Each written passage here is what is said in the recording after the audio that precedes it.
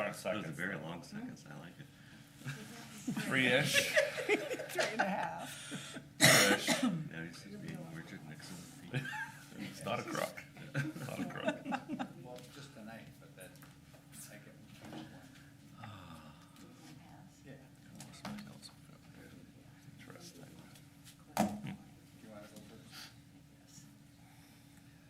Close. No, you go. It's on the second hand now.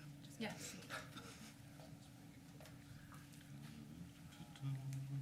It's pretty quiet. I'm curious, yeah, I don't think you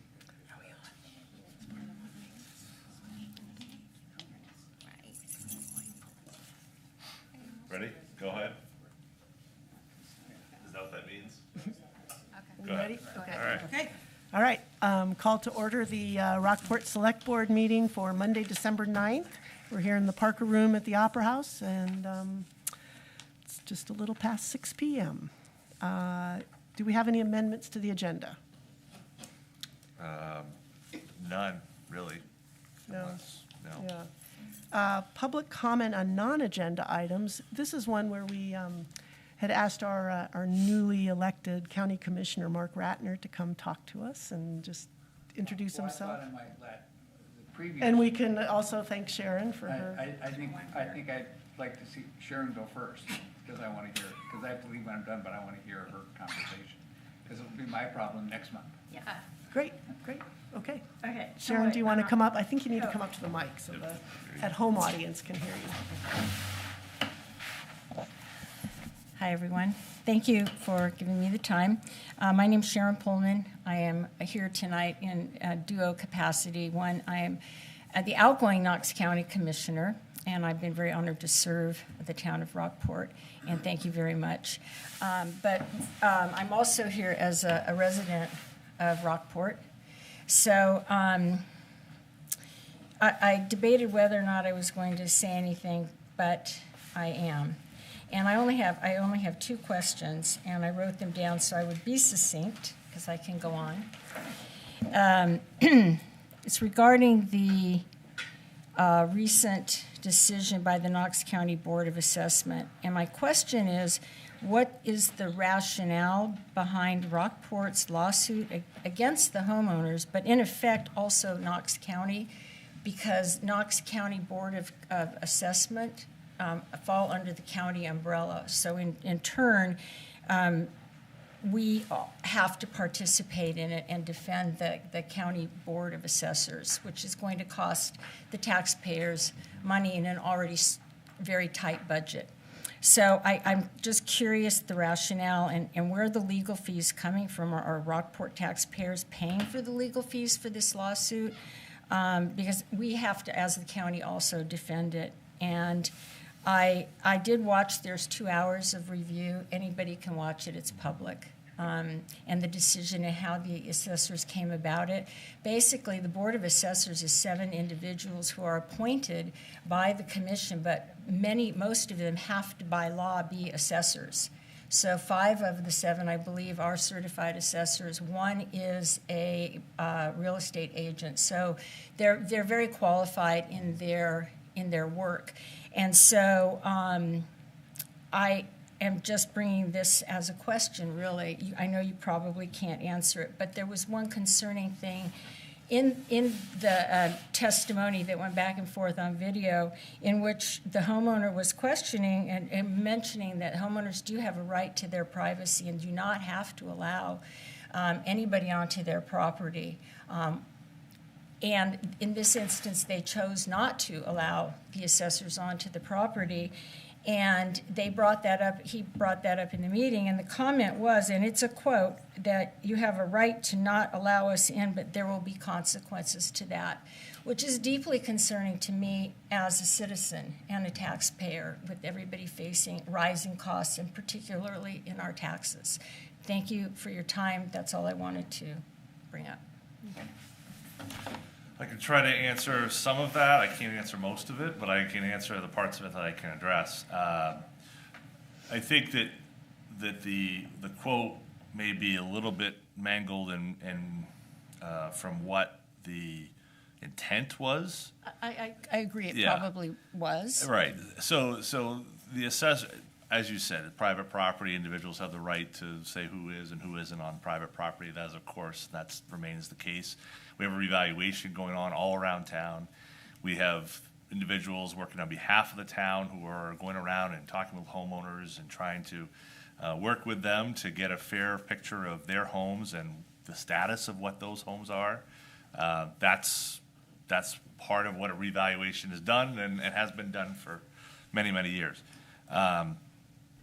What the other part of that, however, is that to not provide that opportunity then places the assessor, or in this case, a revaluation company working on behalf of the town of Rockport, into a situation where they are effectively asked to guess and take their best estimate of what that property is worth.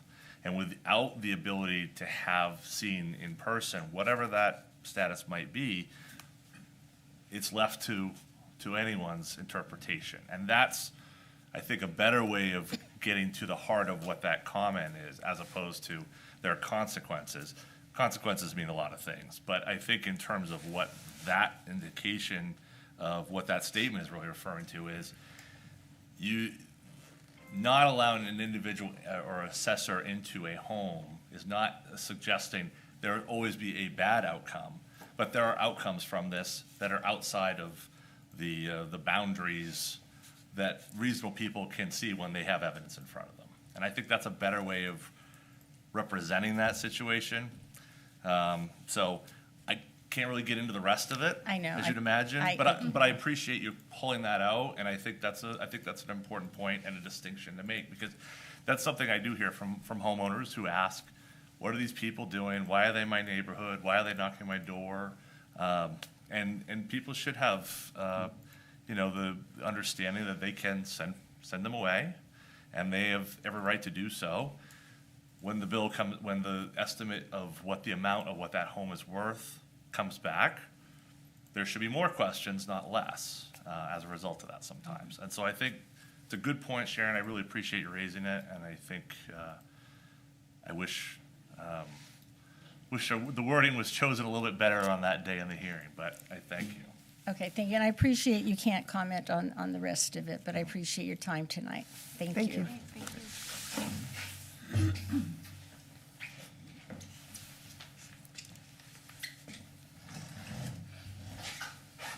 Well, let me introduce myself. My name is Mark Ratner, and I will be succeeding Sharon as the Commissioner for District 3.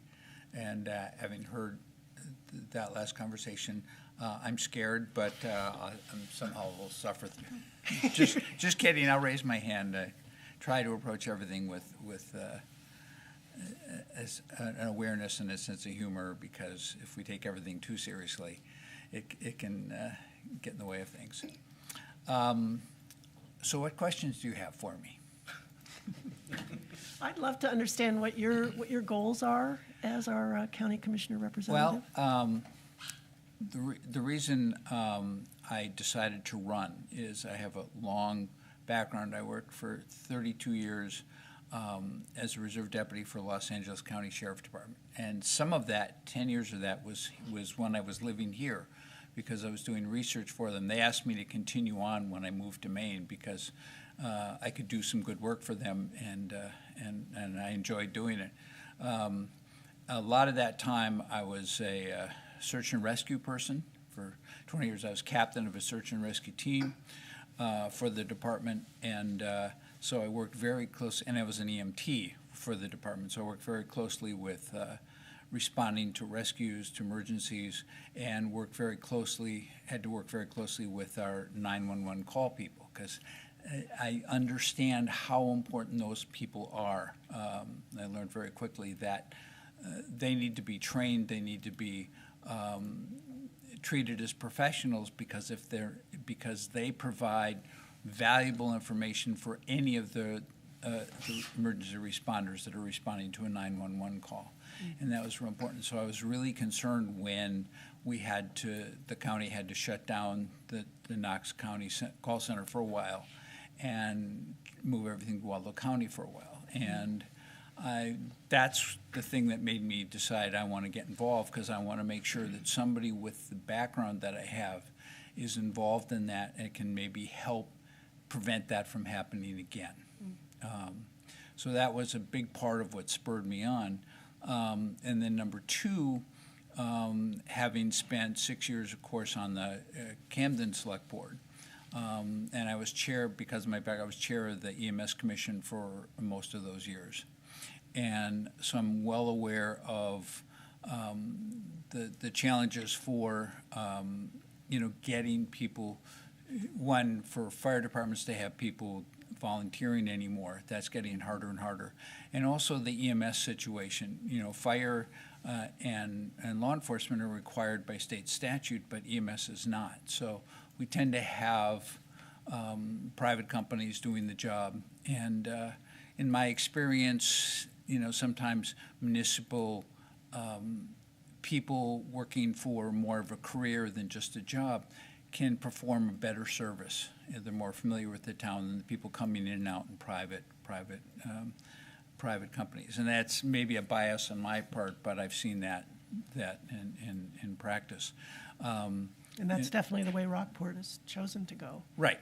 And so the other thing I wanted to do is try and, the challenges for a lot of the towns. I mean, obviously, Camden, Rockport, Rockland have more finances available to them, some of the smaller towns, Hope and Appleton and some of the outlying. And then we have the challenge of providing emergency service to the islands, which is part of will be part of my responsibility. So I wanted to see what the county can do, see if I can help the county, take the county in and help bring, mutual aid together a little more. I know our mutual fire service works well right now. The county fire departments seem to work well together. They all respond. Obviously we have a joint fire chief or police chief between Rockport and Camden, which has been working well as far as I understand. So I wanted to see what I could bring to help EMS bring together. And I have to compliment you for, moving ahead and providing a municipal service, which is really good. And I want to see, obviously Camden is working towards that, Rockland already has it, but I want to see if the county can help take those services and make them more countywide. Because, as I said in the letters that I wrote, Maine has the oldest population in the country, and Knox County has the oldest population in Maine. And more than likely, if somebody is going to call 911, it's going to be for a medical response, more so than fire or police. And, if I can help save people's lives, make it that simple by helping the county, the cities, and the municipalities provide better emergency service, then that's a job I would like to take on. There are tremendous other responsibilities I'm learning about, and so many I'm not aware of. But that's sort of what pushed me to run for the position, and hopefully it'll be an interest of mine. And we'll see where it goes. Great. That's what I can tell you. Okay. And the other thing I can say, there's so much I don't know. I'm not coming into this as an expert on anything. I learned doing the select board job that I spent 2 years going to meetings, watching them before I actually was elected. And the one thing I learned is you can look forever at the job, and then once you're elected and performing the job, it's completely different than you thought it was. And I think you've all learned that, and I learned that, and I see that about the county as well. It's different. It's not like the select board. It's different. It's more involved. But I just want to bring the best efforts I can to help the towns work together to do the best job for all the citizens. Anybody have any questions, John? Any questions? Hi, Mark. Hi, John. First, I want to thank Sharon for your service. Really appreciate it. It's been great having you there, and you've always been a voice that was accessible, so thank you for that. Mark, can you give us an update on the county administrator search? I can. I've been invited, myself and the woman coming for District 2, that it will be the new Commissioner of District 2, have been attending meetings. We've been invited to attend the meetings, interviewing candidates. And I believe that we don't have any official vote in that meetings, although in a month that person will be working for us. But I believe that there will be, there have been some incredibly good candidates, and I believe there will be a decision made hopefully by the end of this week. I don't know when it will be announced, but I believe there'll be somebody coming, and I think it'll be a very good, a very good situation moving forward. So somebody that could work well with everybody. Yes. Also, on the 911 call center, there's been different things published about, it's a little bit of a problem again. Yes. It's not a problem, Again, because I'm not official, I don't know a lot of that. I do know that there is a new administrator coming, has been hired. I wasn't a part of that, and I will meet that person hopefully later this week. Sharon, do you have a? May I come up and sit next to you? Please do, yeah. Sharon knows way more about it than I do can because help it's her He'll job. know soon, everything. So first, I want to also say I'm really happy that Mark is the new commissioner. I don't know him that well, but what I've heard and seen, I think we're all in good hands, and I'm really happy to have him coming on board. Regarding the 911 call center, we have hired a new communications director, whom both Mark and I will be meeting on Thursday. So that's a really positive step in the right direction. To say that everything is perfect would be disingenuous. It's not, but it's a lot better than it was. And I honestly, and again, I won't be very popular, I wish the press would present more of a balanced view rather than just the negative stories which says we're in the toilet again, which is not true. We continue to have problems with, often we'll get people, now that we're able to pay them a competitive salary more than Walmart or McDonald's, we're able to bring more people on board. The training and the learning curve is quite steep. And some people, for whatever reason, it doesn't work out for them. So seems like we're constantly chasing after applicants, but we're in a much better position than we were moving forward. Hopefully that will continue that forward momentum, recognizing how critical the 911 center is to everyone. And I think we're in good hands with Mark coming on board with that. And our new communications director will have a new county administrator. And I think we're moving into a whole new positive era and the opportunity to work more collaboratively with the towns and municipalities. I would have to agree with Sharon that one thing I've learned as I've been included in some conversations and I've asked some questions about the situation, and I'm finding that the press sometimes runs with incomplete information. And I know, shocking, I know isn't it? that- We've never experienced That's a surprise. And, and so I think things will work out quite well. Obviously I have to meet the new director. We'll do that on Thursday. But people have been working people that can't speak about it have been working very hard to correct the problems and move forward. And that's sort of a problem when you have the job and you can't speak about what's going on. Other people can say anything they want, and then that gets printed, and it's a difficult situation because the people who are actually working to fix it can't respond. And that's an unfortunate thing but an important thing about how you do the job. So, that's what I can say about the situation. Does that sound right? Yep, that sounds right. And I would just add on to the fact that we have really, really good people at the county who are working 60, 70 hours a week to try and keep everything together, move it forward, and without them, we wouldn't be able to do this. So it's... One other thing I'll add about the county, when I decided to run, I started going to the meetings and sitting in a corner at every meeting without introducing myself to anybody. And Sharon knew who I was, Ed Glazer knew who I was, I don't think Richard did, and none of the other people in the employees as they came through knew who I was. I was just this guy that would show up and, and even one of the reporters didn't know who I was that covers that thing.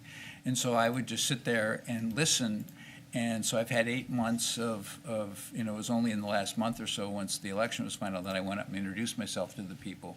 And they're like, oh, That's who you are. but it's a great thing to not have to speak and just be able to listen and watch the people. And the one thing I'm really impressed about is the quality of the people and that work in the county I'm so thrilled to be able to work with them. There's an amazing group of people there that I've seen, and it's made it as daunting a job as it is. It's made it sort of exciting to move on with this. Great. Until, of course, I heard about the Rockport suing us, and then Sorry. Yes, out the window. well, I understand, because I know Michael and Denise and John pretty well. I haven't met the other two of you personally, but knowing them, I'm like, of course. Sorry, I can't resist. You did start it by saying we need to have some humor in all of As this. of right now, I'm just a concerned citizen. I can say anything I want. So. Right, you still have a little time. Those days are winding down, though. Well, congratulations on your election, Mark, and Thank Sharon, you. thank you for your service. Okay, here we go. Okay. Thank you. Thanks. Now we're going to go outside and talk about you. Right. Fine tradition. Okay. Any other public comment on non-agenda items? Joe? Just in the regular room. Good evening, Joe Stradowski, Rockport. I just wanted to stop by tonight just to get an update on what actions have taken place over the last 2 months since a group of citizens from our neighborhood came in and expressed concerns about the 2 motels. So when we get to that, I appreciate that. Yeah, I think, I think the tent encampment is gone, right? They're not camping out Want to talk there? about it now? Okay. 10 and Well, camp. I think this is the only time we can talk Yeah. about it, right? Oh, this is it? Okay. Yeah. Okay, so the problem still exists. I actually called 911 this past week on Sunday. For the past several nights before Sunday, cars park at the end of my driveway in the middle of the night. I happened to get up on Sunday. There was a car parked there. I was there for about 20 minutes, half hour. I was trying to determine if there was someone out of the car walking around, scouting the area, what was going on. And eventually I did call 911. About 10 minutes later, the police came out. When the police came down the street, the car left. Max has seen the same thing with people parking in the end of his driveway too. So there is still a problem that exists. John Green down the street, who is adjacent to the 2 houses on Beach Hill, he was awakened within the past 2 weeks in the middle of the night. Somebody was ripping the wood off the side where the house was enclosed or Boarded up. boarded up. Thanks, that was the right word. I was looking for, boarded up. And so I'm not sure what people continue to go in there for, drugs, money, whatever there is. So there is still a problem. We're still deeply concerned. And so I feel like this problem, the root of this problem, is still continuing to be centered in the 2 motels that are operating there. As was explained to us last time we were here, the town is funding those motels, subsidizing individuals to stay in those motels. Through the And I- required general assistance program, we have no latitude to not fund a general assistance voucher for someone who's come. Okay, you're doing the absolute minimum, I understand that, but you could put restrictions on the motel, that they do need to have some caseworkers, they need to have some transportation, they have mental wellness assistance. You could do those things if you wanted to, but instead you've chosen to just throw these people in our neighborhood, which does not seem fair. Well, we don't have Vicky No, here you could do more. tonight Yes, you to help can. You explain. could if you chose to. Well, I'm not going to argue with you because I Okay. don't know. I don't know either, but I didn't think we Okay. could make those So, requirements for I guess I'm still asking, what have you done in the last 2 months? Well, I think as was presented that night, that this problem is nationwide. It's way bigger But than my the standard town is of not Rock- nationwide. I live in Rockport. That's right. And the I don't police- expect to be lower to standards of Portland or somewhere else. Well, but. That's a Joe, cop-out line to So- say that it's going on so everywhere. at the election, Therefore, we we've could deal now with it in a approved unique land way, use- maybe to solve the problem. We've now approved land use ordinance changes that will allow our town to make sure that the motels are operating properly and consistently with what our land use ordinance requires. And those were those were intentionally put in to address issues at those motels. Those have now been passed by the voters. Right. That's going to be a year probably, I'm going to guess, before we get licenses granted Well, with all and due then take respect, action. Joe, I appreciate the frustration and the neighborhood wants things to be different. I think Right. at this point, you call the police. I don't know how to make a decision based on what a car parked out front is there for or not there for. I don't you either. call- but as long as the police show up when you call, that will become less something that they won't want to do if the police But- show up but it's- every time it's that not, car though. shows It's up. not. It continues on. It's been over a year now. This has been going. It's been growing over a year. Well, I Um, think at this point, we'll take public comment, and I don't think we Okay. can. Okay. Let me just say that last time in the agenda, you described this as homeless individuals from outside the town. Well, no, If we that are is not. using these No, motels for homeless facilities, it's not allowed in the land use ordinance. So I think that there's a violation of our land use ordinance. They're intended to be motels for temporary visitors. All of these people probably have that as their permanent address. We have obligations under state law through the General Assistance Program, and our understanding is that's what we have been doing is in compliance with our obligations under General Assistance. We are also doing things to make sure that those motels toe the line and, potentially find this a place where if they're going to do business here, we're going to make sure they follow all of our rules and requirements. That's- Denise, Yeah. correct me if I'm wrong, but I thought, John, that one of the motels in particular said they were done with the program, and this was months ago. There had been, I think, scuttlebutt that was the case, but, at this point, both are still operating. Well, I the- talked to the manager, Yeah. and he told me Yeah. directly. I couldn't pull off how many times we've paid or we've received GA through both hotels over the last 2 months. I could certainly pull that to get a sense of it. It's reduced to a far greater degree than it had been through the summer or even last spring, but I don't have that in front of me. Okay. But I, like you and separately from you, I had also heard that same from But if pretty good someone sources. comes to us, regardless if they're, Yeah. and I don't agree with this, but regardless if they are a Rockport resident, Yeah. if they walk through our door and ask for general assistance and meet those state requirements, Mm-hmm. we have to, And there's a motel room available. and there's a We have to room give them a available, voucher. we have to give them a voucher, is that correct? That's right. And that's, That's the minimum that we have to do. And I can't explain why someone who's at the motel decides they want to go park on your street. Because it's directly, a clear shot directly behind the motel. They doing drug deals back there? I don't know. Yeah. Randy advised me not to go out and confront them. No, I Because a agree lot of with these that. people at have all. I guns. agree with No, that. you They need- have yeah, I criminal think calling records. 911 is So ex- if this was Right. happening on C Street or Pleasant Street, would it be different? Is that what it takes?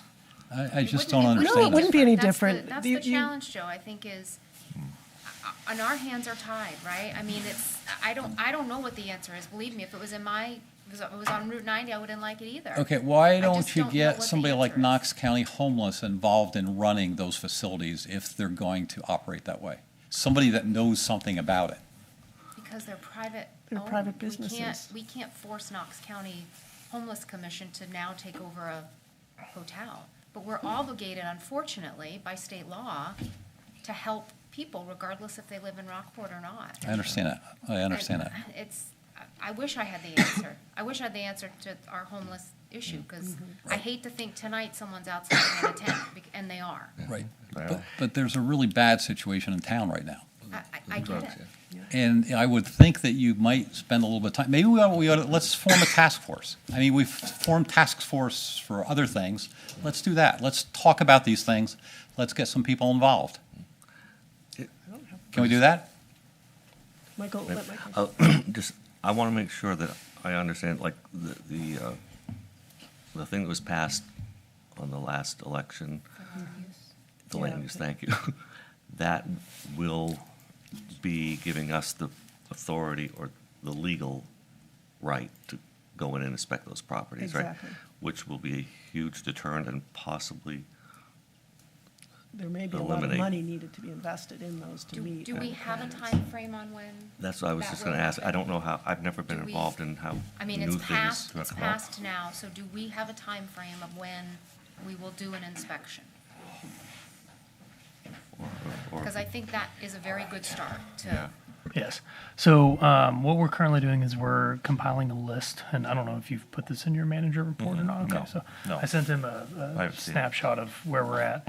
So we're creating a list of what all businesses would qualify for this licensing type, and then from there, because they're grandfathered, they're going to get a license, and then we're going to start setting up when these inspections will come.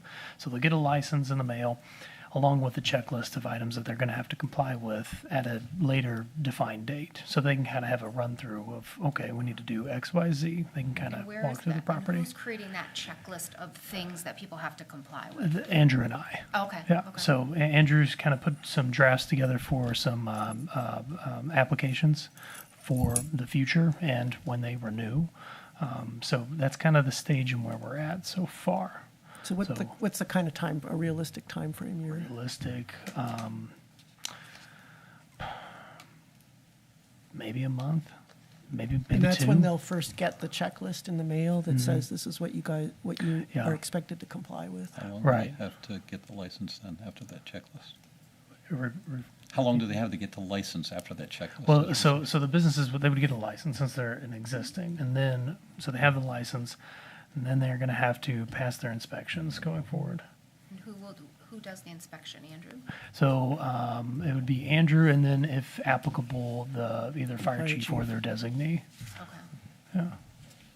So when do we think we will have inspections start? So if it's gonna be a month when they get their notification and their license, how far after that? will I don't, we I do don't, I don't, inspections? I don't know just yet because, Okay. you know, we want to take it carefully. We don't want to just dive into a problem and then create a bigger issue.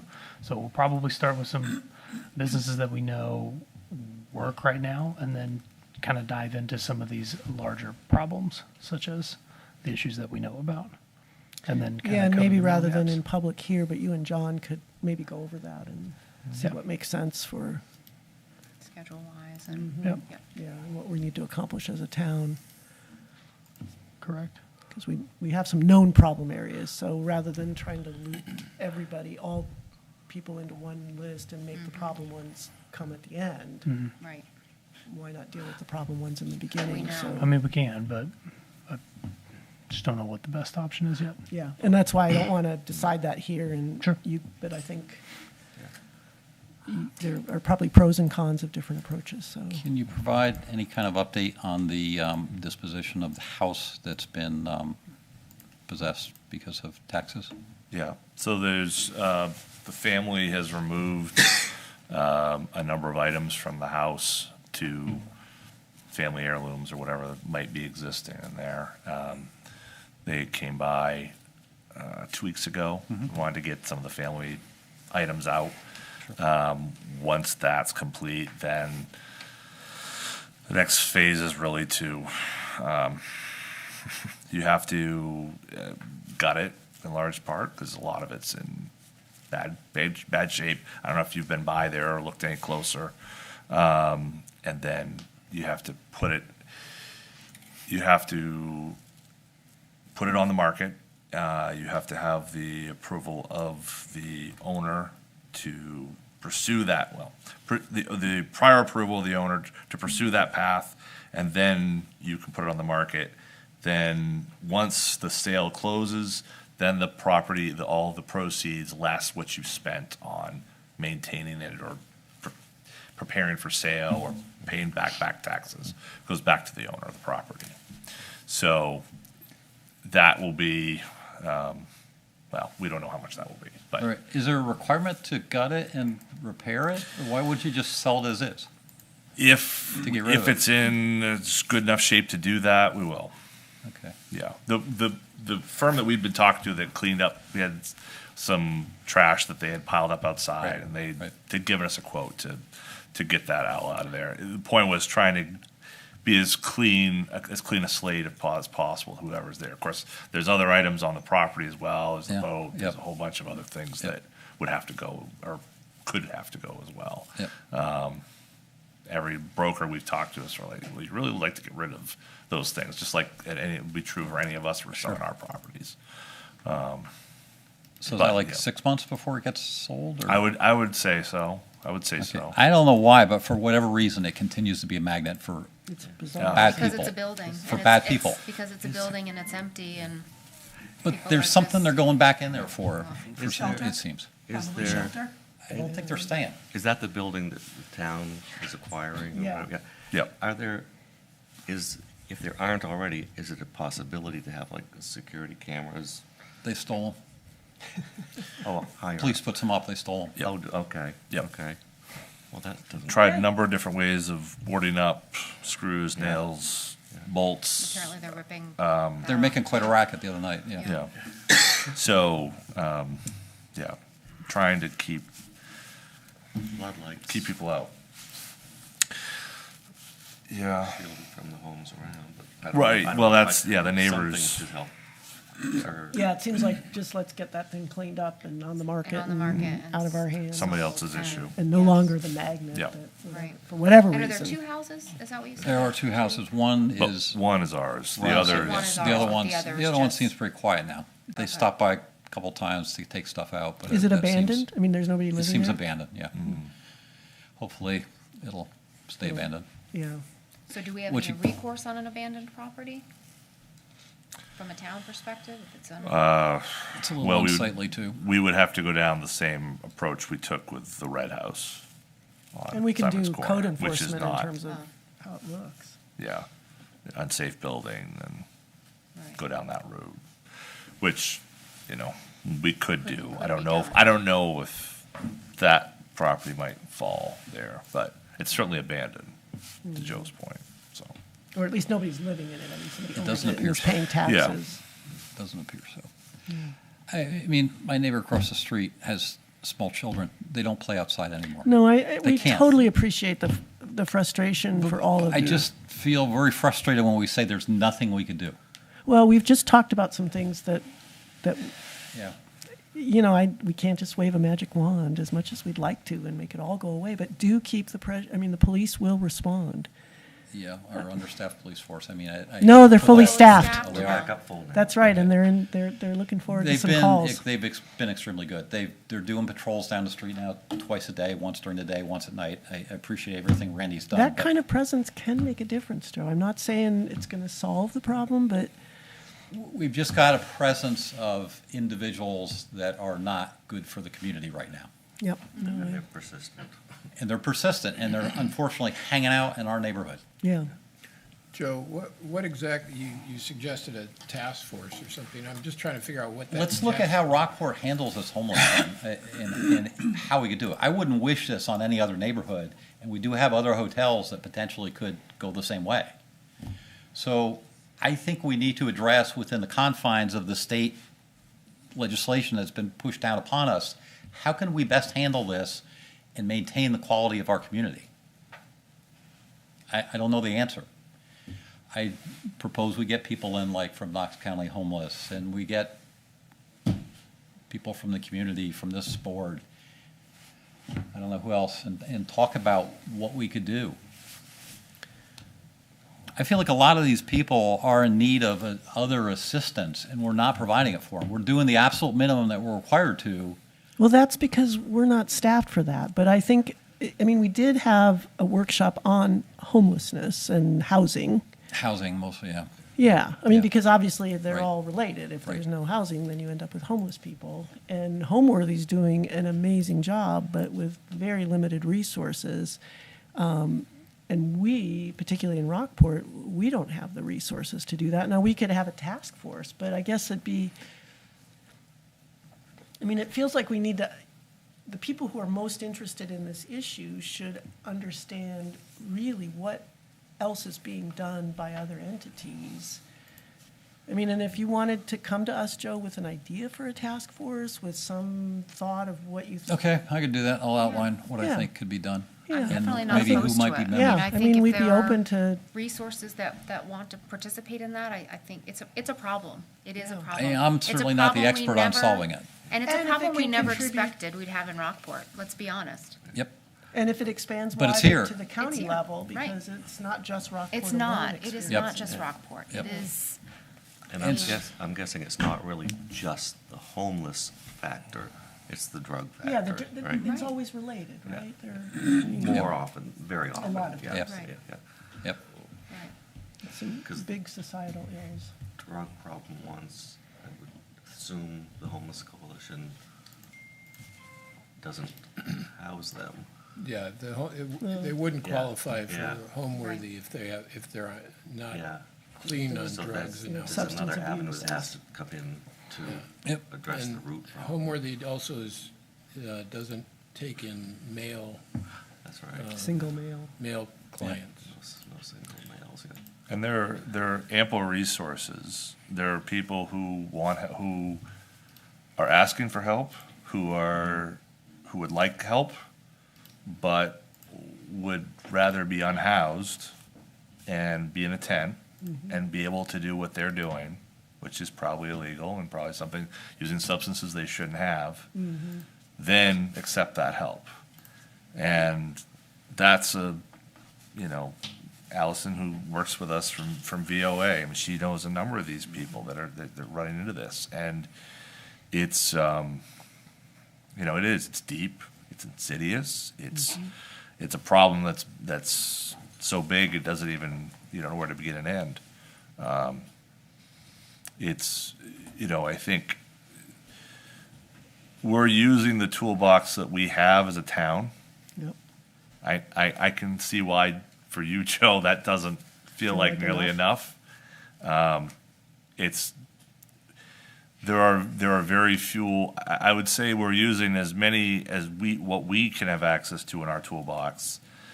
To the point where Rockport is putting on a victuals and lodging license, that's not something I would have thought Rockport would do, honestly. You've been on the planning board, you certainly know that there's a predilection to let people do as they do, Right. and we only do things when they impact their neighbors. This is definitely This is- impacting neighbors. And I think we've got staff who are going to be able and vigilant about ensuring that safety in all hotels, we're going to uniformly treat that as its issue. But clearly the matters of smoke detectors that are going off at the same time, frequently at the same building because people are smoking in the room. Okay, well, why are they doing that? What does that mean? Where does that go? Those are issues that have crossed, and we've lacked proper enforcement tools. We've got some now. It's not enough. And I'd also say the fact we are fully staffed and added a position in the police department, I think you're right. You're getting good service because it is high on everyone's priority list to ensure that people who shouldn't be on Ben Paul Lane are not on Ben Paul Lane. And that house is high on every list of every officer who works a shift is going by and checking and shining lights in, but it still can feel like not enough. Yeah, I know it's costing us a lot of money. Just the police calls are costing us a lot of money to do But this. where else should we spend? I can't think of a better place to spend the money right now. It's the biggest problem we have. Right, but Well, my and- point is, I guess it's more than just the direct assistance that we're spending on this. Yeah. Yes. It's costing us a lot in the 100%. community. Absolutely. Yeah. 100%. Yeah, if we could fix it. But I think that is one of the tools we have is to make sure that people who are not Rockport residents and are causing trouble here don't feel welcome here. that's the tool so we make this an Unfortunately, uncomfortable place. hasn't worked out real well so far. Yeah, I hear you. So we've got a few more tools that we're gonna, State mandates have to change.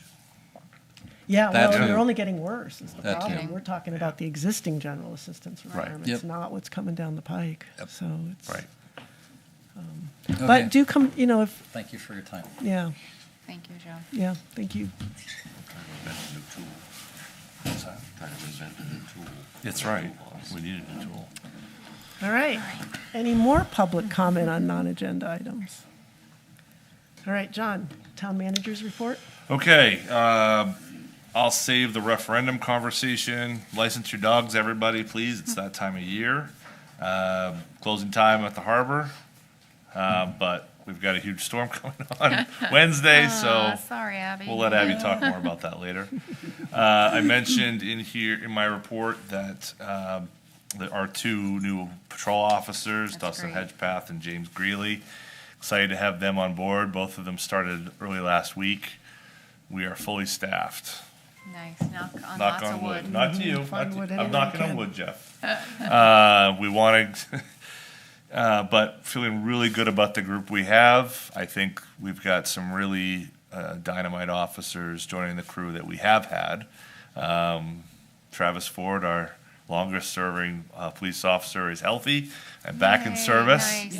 Great. So we're glad to have him, and so we've got, we don't know what to do with all these people. It's, Shh, don't say that. You know? Don't jinx us. but it's great. It's a really good situation, and so they're working on their scheduling and trying to work out those details. Lieutenant Young's on the case, and we're setting him up, and it takes time to sort of get everyone in their spot, but we're in a good position. Now's this probably as good a time as any to mention it publicly. I put it in my report, but Scott Bickford, our code officer of, well, at least 19 years, but really well before that, many years, is LPI in town, an alternate LPI in town, is going to be retiring as of the end of for him. January. We are excited to have Scott have with us for this long. He has shared untold pearls of wisdom with all of us, both former code officers and not. Scott it's hard to think of Rockport and the development and the growth that's been seen here over the last 30 years and not have Scott as a huge part in making that work. He will be, you don't fill those shoes of Scott Bickford easily. But I'm excited that Andrew Lowe is going to step up into that role. We talked with him today, and he's on board, and so away we go. So Andrew's obviously been taking on a lot of the workload over the last few months. We didn't know Scott was going to retire, but Andrew was trying to get up to speed, and what better way than to Yeah. take it on? Yeah, right? So Scott has a lot of accumulated PTO time. I'm sure he does. He's using up a fair amount of that over the next few weeks, Good for him. but he'll be stepping away from us at the end of January. So Good for Scott. really appreciative of his time, and we did a little something at our holiday party we had on Friday to surprise him and offer him our thanks. But certainly feel free for those who are watching to stop by and say thank you for a long time of service to this town. Absolutely. Scott has always worked for a number of towns in the region, but it should surprise none of us that our town was his favorite. So, Well, of course. I'm gonna send and him an email right now. so yes, and anyway, thank you, Scott, and we'll do our best to carry on without him. We have our task forces going on. Our comp plan is moving ahead. They had their meeting on the 14th of last month. Can't say we had a whole bunch of feedback from that meeting, but that draft is on the website, and anyone can take a look.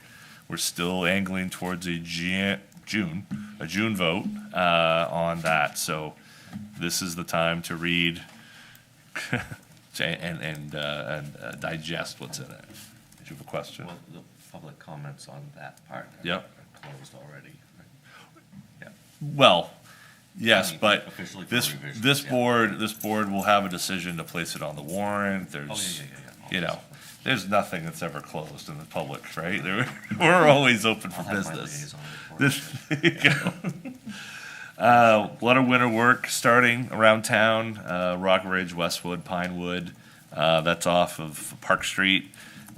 Starting our brush cutting and trying to get those projects as much underway as you can when there's 3 inches of snow on the ground. But we're doing some things on those. This little weather situation where snow freeze, so our public works crew is in, out, in, out, in, out. I don't know how they do it, but they do it. So I'm very thankful for them.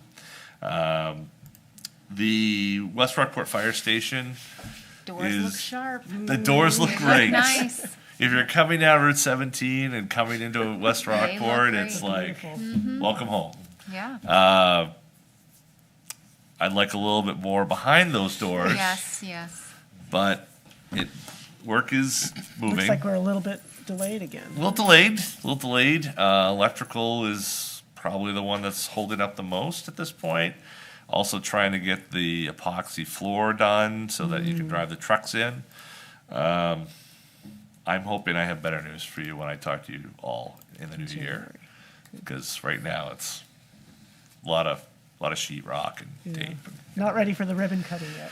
No, so you can keep the golden, well, yeah, keep the hard hats and leave them John's on got the those big shelf. scissors, right? Oh, that's right, yes. You can get that. You Yeah. can do that. You have a question on that? Well, Yeah. before, you're gonna jump right on to the next thing, which is the number of calls. Yeah, And last time, in your last report, I did. I asked to give me some context for that. So, I don't know if that's a good or bad number, or, no, well, so, these are totals per year right now. So in 2023, we had 271 calls for the whole year. 271. So that's, and this number is as of the first of the month-ish, so you're not, there's a little bit of play in that. 231 for 2022, 219 for 2021, 2020 was 208, 226 and 19, 231 and 18, 187, 186, 159, 191, 143. So we're climbing. Those are fire calls. So now we're gonna have this, we'll have, the chart will get split and there'll be EMS calls. But we reference that here in the notes here. And these are not The necessarily 360 fires, though, they're more car accidents or whatever the fire department responds Yeah. to. Right, Regardless, smoke, right, yeah. CO alarms, whatever those might be. And the So- 365 includes the 121 at this point? Or is it 365 plus 121 EMS? That's a good question, because he didn't separate those out on the chart I had, so I don't think they are separate. So 365. I mean, the way it includes the reads it is separate, but. Yeah, So a third Right. of them. that's not how Which puts us more in line. because then we would have been like 241, Yeah. 244, which would be quite a bit lower than where we've been in the last few. I'll double check on that, but I got that today, so I will ask. It's the 121. So, does that somewhat answer your question, John, and provide some context there? yeah, I'd still like to keep tracking it, and I think it's part and parcel of the whole conversation that we should have, I think, as far as what is our goal with our fire and EMS department generally. I don't know if we've had that conversation when we decided to build the new station. I haven't seen it. What do I'm you not mean goal? necessarily saying what we're doing is wrong. I'm just saying that for us to have a goal that we can all agree on as to how much do we invest in fire, how much do we invest in EMS, like, do we How do want to you be, qua- how do do we you want to be quantify best that? in? Yeah, though. you can't. I mean, you can't quantify gotta how respond many to what calls you're happens. gonna get. That's the, You're I mean, I actually- don't disagree that you need to have some goals and objectives, but I don't know if you can Well, you actually can. limit. You can measure it against other towns of similar size. You can measure it. But when you talk about a goal, do you mean a goal like in the form of these numbers that we set a goal? No, or- no, not. Oh, okay. not I was like, no. I might have set a goal on No, that. Sorry, okay. Jason, quit You picking up. missed the Hold the phone. alarm. You missed the part that said it was part of a bigger conversation. Gotcha, okay. Which is, if we feel for instance, if we do, the way it would connect is if our trend on our fire department calls is climbing, and it's going to continue, then we better anticipate that in what Gotcha. we're Okay. spending and what we're doing. If we feel like it's going to plateau, like this is somehow artificially driven or temporarily a fluke or something, not artificially driven, but you know what I mean. I think we're seeing an increasing trend. But also, I think the part of the conversation is about, how you can spend money in unlimited amounts of funds building a fire and EMS system that's the best in the country. But it's got to be put into That's not the perspective. Rockport way. We don't do that. We do what's appropriate for our community. Well, That's what this was carefully designed to do. what did we use to establish the benchmark of what scale of fire department do we do? Or are we just kind of I mean, we can- using our gut on that, or is there a? No, this was carefully analyzed with our fire chief and looking at other similar sized towns, looking at his call, the kinds of calls they respond to, Well, staffing. I put We together realized some. Finding more and more No volunteers. years of volunteer fire departments are sort of falling by the wayside. We had to staff up with full-time professional firefighters. Yeah, I guess I'm looking because for we're not a little getting- more quantitative data. I just haven't seen it. I would like to see some of that to get myself more comfortable with what we're doing. Well, and one thing that maybe plays into this, will put a pin on that. That is two separate numbers. So that number of 365 is separate from your And EMS calls. 121's on top of that. On top of that, So yeah. 485. Yep. So for each year for our budget, every department is meant to set goals and objectives that are measurable, that are basically allow for the board to have that measure, some quantitative knowledge, number to be able to base upon your decision-making. That may be, I don't put words in your mouth, John, but that might be the way to sort of to start to angle into that conversation, is to say, hey, can we just make that as one of our performance measures that we use as part of our goals and objectives for that department? Just a thought, Well, I shared with you a spreadsheet that I put together, John, that just started to Yeah. sort of create a framework for how I think we should be assessing, in this case, the fire and EMS. And I left it there because you said, we'll take it up in the new year. But Right. there is a way to put numbers on spreadsheets and look at other towns and Oh, yeah. compare side by side, like, for the number of people served, for the, the annual budget, total budget, for, somehow get this so you're in the right ballpark, Yeah. as opposed to just, and I'm Well, not and I questioning it, but as opposed to just, I they think say there were they some need it, so we do it. extensive memos and analyses as Jason put together the EMS service last spring. And, I think we can definitely get you copies of Yeah. those to show it wasn't just a gut instinct. I mean, there was a lot of thought and analysis and discussions with other towns throughout the state about the appropriate design for an EMS service for Rockport, given our unique characteristics. So I Yeah. think, but you weren't, that was something. No, I that was this in the board- meetings. I was in the meetings. I saw all the data. Okay, good.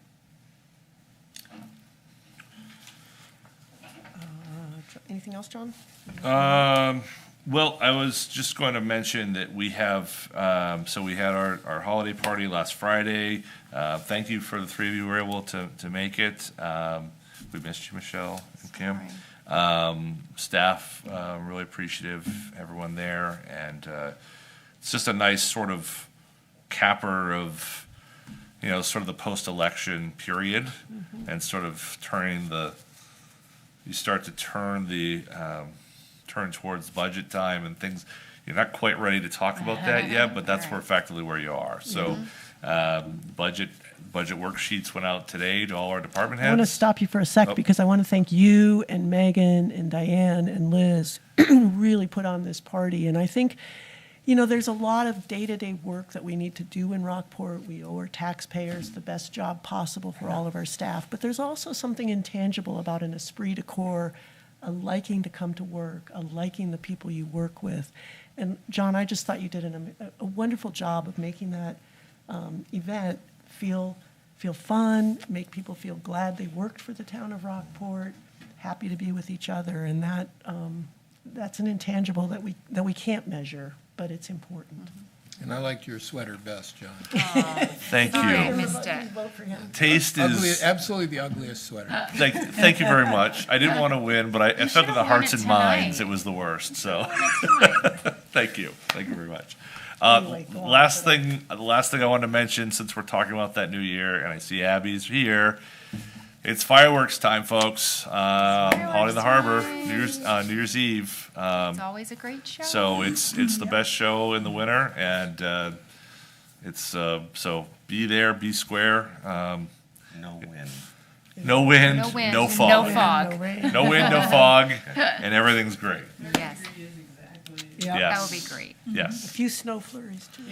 Just a little, just a few. But yeah, no, we're in a great spot, and hopefully, the staff they'll be taking time through the holidays, and but New Year we have a lot to accomplish. So that's it. Great, thanks, John. Thanks. Next is the consent agenda, which it is for the minutes of November 12th, but the ones attached to the packet were actually our October minutes.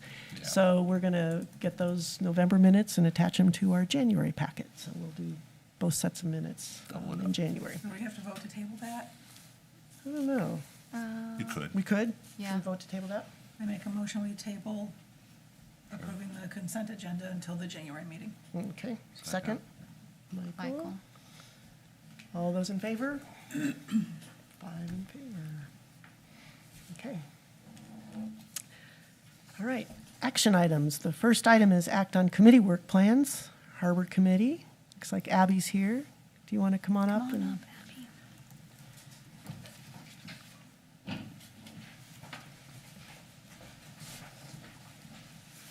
Hey there.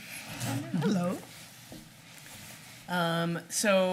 As just the employee liaison to the Harbor Committee, we don't have any members here, but they did, excuse me, the list doesn't look all that extensive on the list, but there was a lot of discussion about sort of the new year, the work plan, what's going to go into it. They're going to continue to look through the ordinances, and especially sort of the ones that reflect any changes post-storm. You know, we had a couple of situations where pier heights and things were challenged, and so to really kind of with a fine-tooth comb into any of those ordinance language that needs to sort of be updated as we go. So that was kind of a big one, and then. Some of the things that the committee was interested in sort of tackling that were sort of already being tackled by the task force or going to be tackled by the task force. So it's going to be a lot of conjunction work with the task force to come up with this plan. And just on a sidebar for that, just about that task force, if I may, that's going really well. That's a great group of people. It's some of the most valuable sort of meetings I've been a part of so far.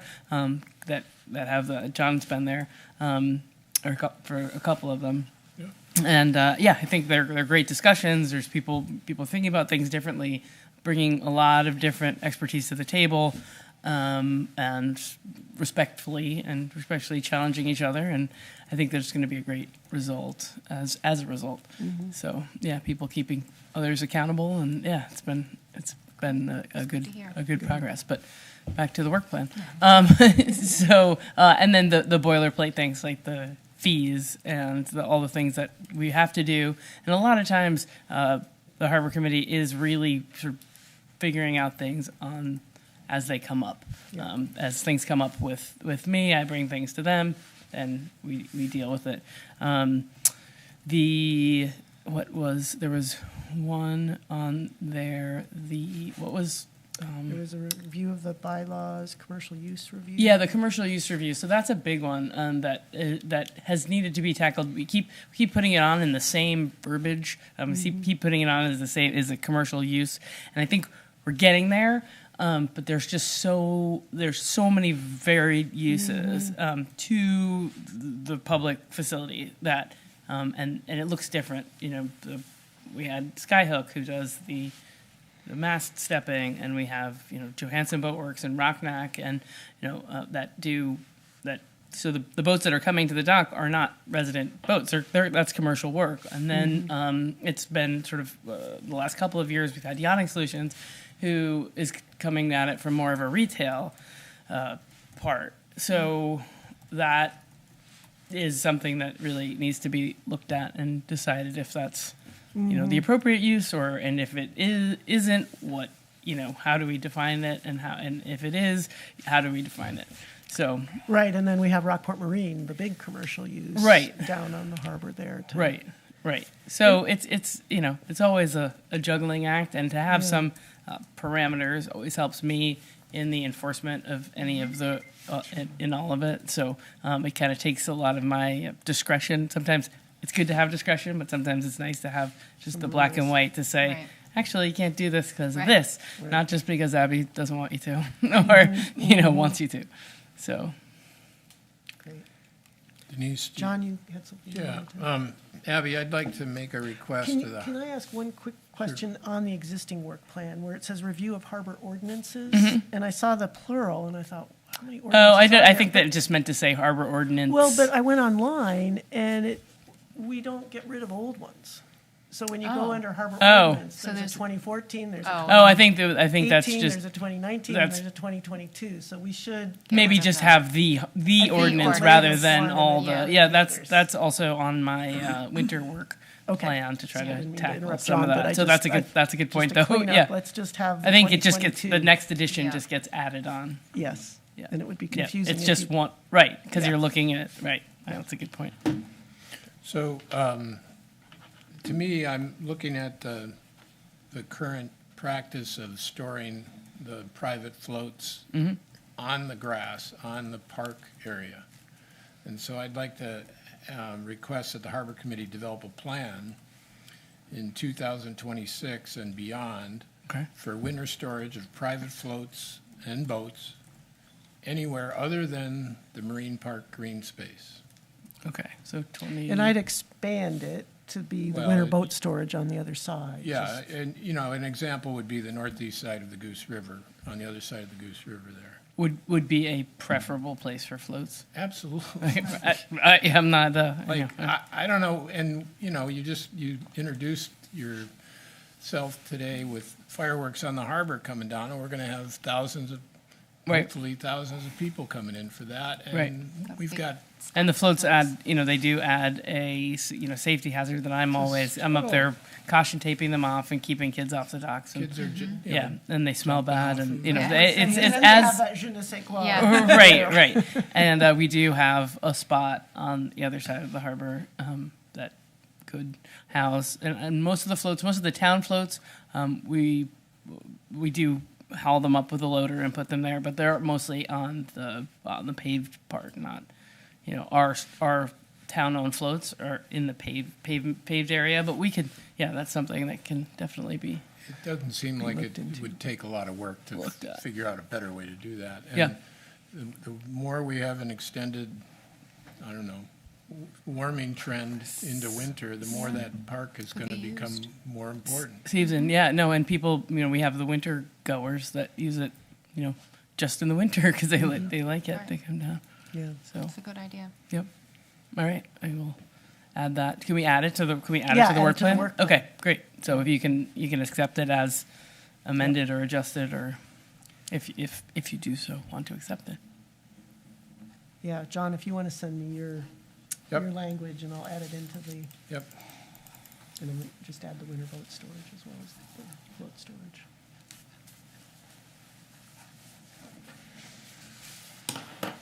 Okay, any other questions for Abby, or? Okay, do we have a motion? I'll make a motion to accept the Harbor Committee Work Plan 2025 with the amendments for float and boat storage. Second.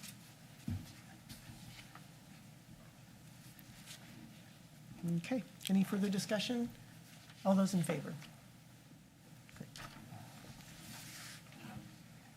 Okay. Thank you, Abby. Great. Do you want me Should to, we go like, right to, pretend should to we go to the come harbor back? fee schedule? Sure. We As long have as the you're other sitting up bylaws here? in the middle, but since we have Abby, probably makes Yeah, sense. and I don't think we have a budget committee person. here. Yeah, I was just gonna ask if, because of the snow, if we could maybe, we'll get these guys out, and then Yeah, that might be the way, I totally forgot about the weather. yep, I think, what time is, Yeah. I know mine Yeah. used to say 9 Supposed to start o'clock. soon, Yeah. so, Oh, yeah. okay. And they got a little bit further to go than most of us, so. Yeah. right, it is, yeah. Do it. Okay, let's Thanks, go for John. the harbor fee schedule. Harbor fee schedule, Yeah. okay. This Yeah, is we all little. should have a memo. Yes. Yep. We have And a- Kim, you were Yes. at our last meeting. Yep. Yep. She's When we our discussed This it. is her liaison report too, Yeah. right? Yeah. Perfect. Said two for. Check the box. Great.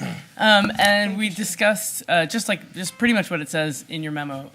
We Memo. made Yeah, What? in our I don't have a sp- memo. We don't Memo, have I a don't memo, we have have a a spreadsheet. Just says, All I have is and a I have spreadsheet. the harbor committee has presented a Said the memo. mildly, it's a, oh no, that's the work plan. let Yeah, me just- find the memo. Memo got sent with the spreadsheet. No, this just says some minor adjustments Admittedly, for the mooring. oh, fees. Sharon. She just left her gloves and Oh. hat. And her glasses. Thank you. Yeah. So there was admittedly what? Nothing, I was, Oh, okay. But then you had said admittedly about the potential memo that got. Mooring fee increases for. I put mooring together the fees and packet, like- not Diane. Oh, So okay. She Wow. may have had it in an email and then. Oh, okay. didn't get the Okay. folder Okay. and- So basically, it just explains that 3 years ago, 3 years ago, we had a major increase in Yes. fees, and so the fees that you see in red on the spreadsheet in front of you represent all of the fees that weren't touched by that. So rather than keep increasing the ones that were substantially increased 3 years ago, I went through and sort of looked at the ones that were not affected by that and made increases in those to try to capture some more revenue. I think the Harbor Committee, I could safe to say that their view is, when I talked to John about revenues and spending and all this, well, how do we make it match? And, we go back and forth and, well, you gotta increase fees. And I say, well, do we want to put it all on the backs of the boaters? Because there's a lot of things that I spend out of my budget that doesn't affect the boaters. So there's that discussion of how to, so trying to keep it, sort of commensurate to what they get for services and also comparable to other harbors. So we're not, we're in many cases, and I wrote this in the memo, in most cases, we're more expensive than other harbors, and most people would say we should be, and Oh. I'd agree with that. And in a few cases, we're a little less expensive than other harbors, but pretty much only Camden we're a little less expensive. But we do have less amenities. Some people would say that's a good thing. We should charge more for that. So you will see in front of you just a few changes in red to increase some of those areas, and then we'll always continue to look for ways to increase our revenue, but not necessarily just by hiking fees. We're going to do QR codes through our Square program, so we can actually print the QR code, put it on a sign, and then at the launch ramp, people will be able to pay. Oh, that's great. For Great yeah, idea. so I think we're going to just capture Yep. a lot. I mean, Yeah. I'm really curious to see is how if we make it that much People don't have to dig easier. out $2 from How their much? pocket. Yeah, how much? Right. Right. Who has cat? No, it's the Nobody cashless has world. cash, I right. wouldn't. And I've talked to a lot of people like I really want to pay it, and they'll come see us. A lot of people will come see us and pay it with a credit card for their $2. So people are very honest. We appreciate it very much. But I do think that will help. And then we can even actually have QR codes right at the dock for hourly dockage, or if someone comes in and says, because a lot of times we'll have people come from the islands that want to come for dinner. And they say, well, how can I pay you? And I'll either tell them to, put some cash in the little yellow box. I can send them an invoice through Square, which is nice.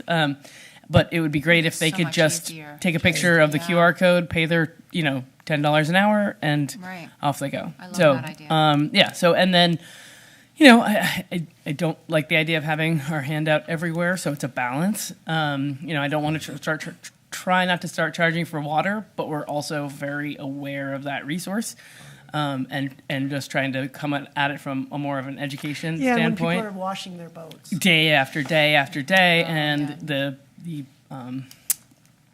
the pogies, there are a problem. The seagulls and they're really, but people kind of go crazy and wash their boats And when over it's and free, over again. free water, that's. Yeah, right. So, and it's just hard. What do you do? A wash down, a 10-minute per, $5 for 10 minutes, and so it's something we may have to go to. We don't see a huge number in water, but it is a resource. Maybe just and, some signage to remind right, people. and initially education. that- Hey, like this isn't free. Right. So, yeah, yep.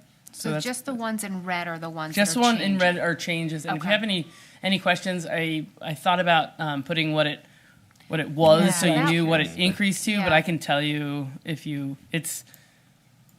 I know. Well, like for the the mooring, it's for like a $50 resident. maybe. Is there a Okay. mooring for a resident harbor mooring? What does it say now? 175 for the One resident? 175 for a resident, and it was 150. Oh, okay, Yeah. so it went up 25. Yeah, okay. And think I then left my sheet Inner in my Harbor car. has. yeah. It's in the other notebook. Yep.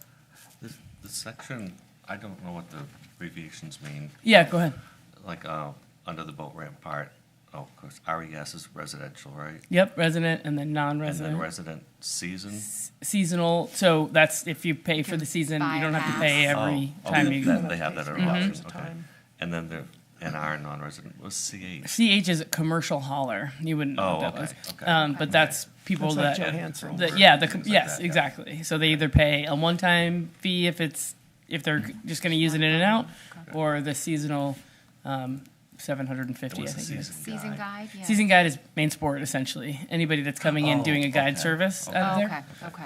So, but really, They pay that's the a only one that. fee They for the pay season. pays and- that. Okay, and all Yep. that stuff, and- Yep. okay. Yep. In and out. Yep. Well, you mentioned earlier about yachting solutions. Uh-huh. Did you say retail? Well, They're- that's sort of what that's their business model. They're selling boats. So that's how does something. that- So is that Bring like them- somebody wants to test drive the boat or something? How do Yeah. they So use our facilities? a lot of times they're using the docks for everything from. They can. You can. I feel safe to explain what they do.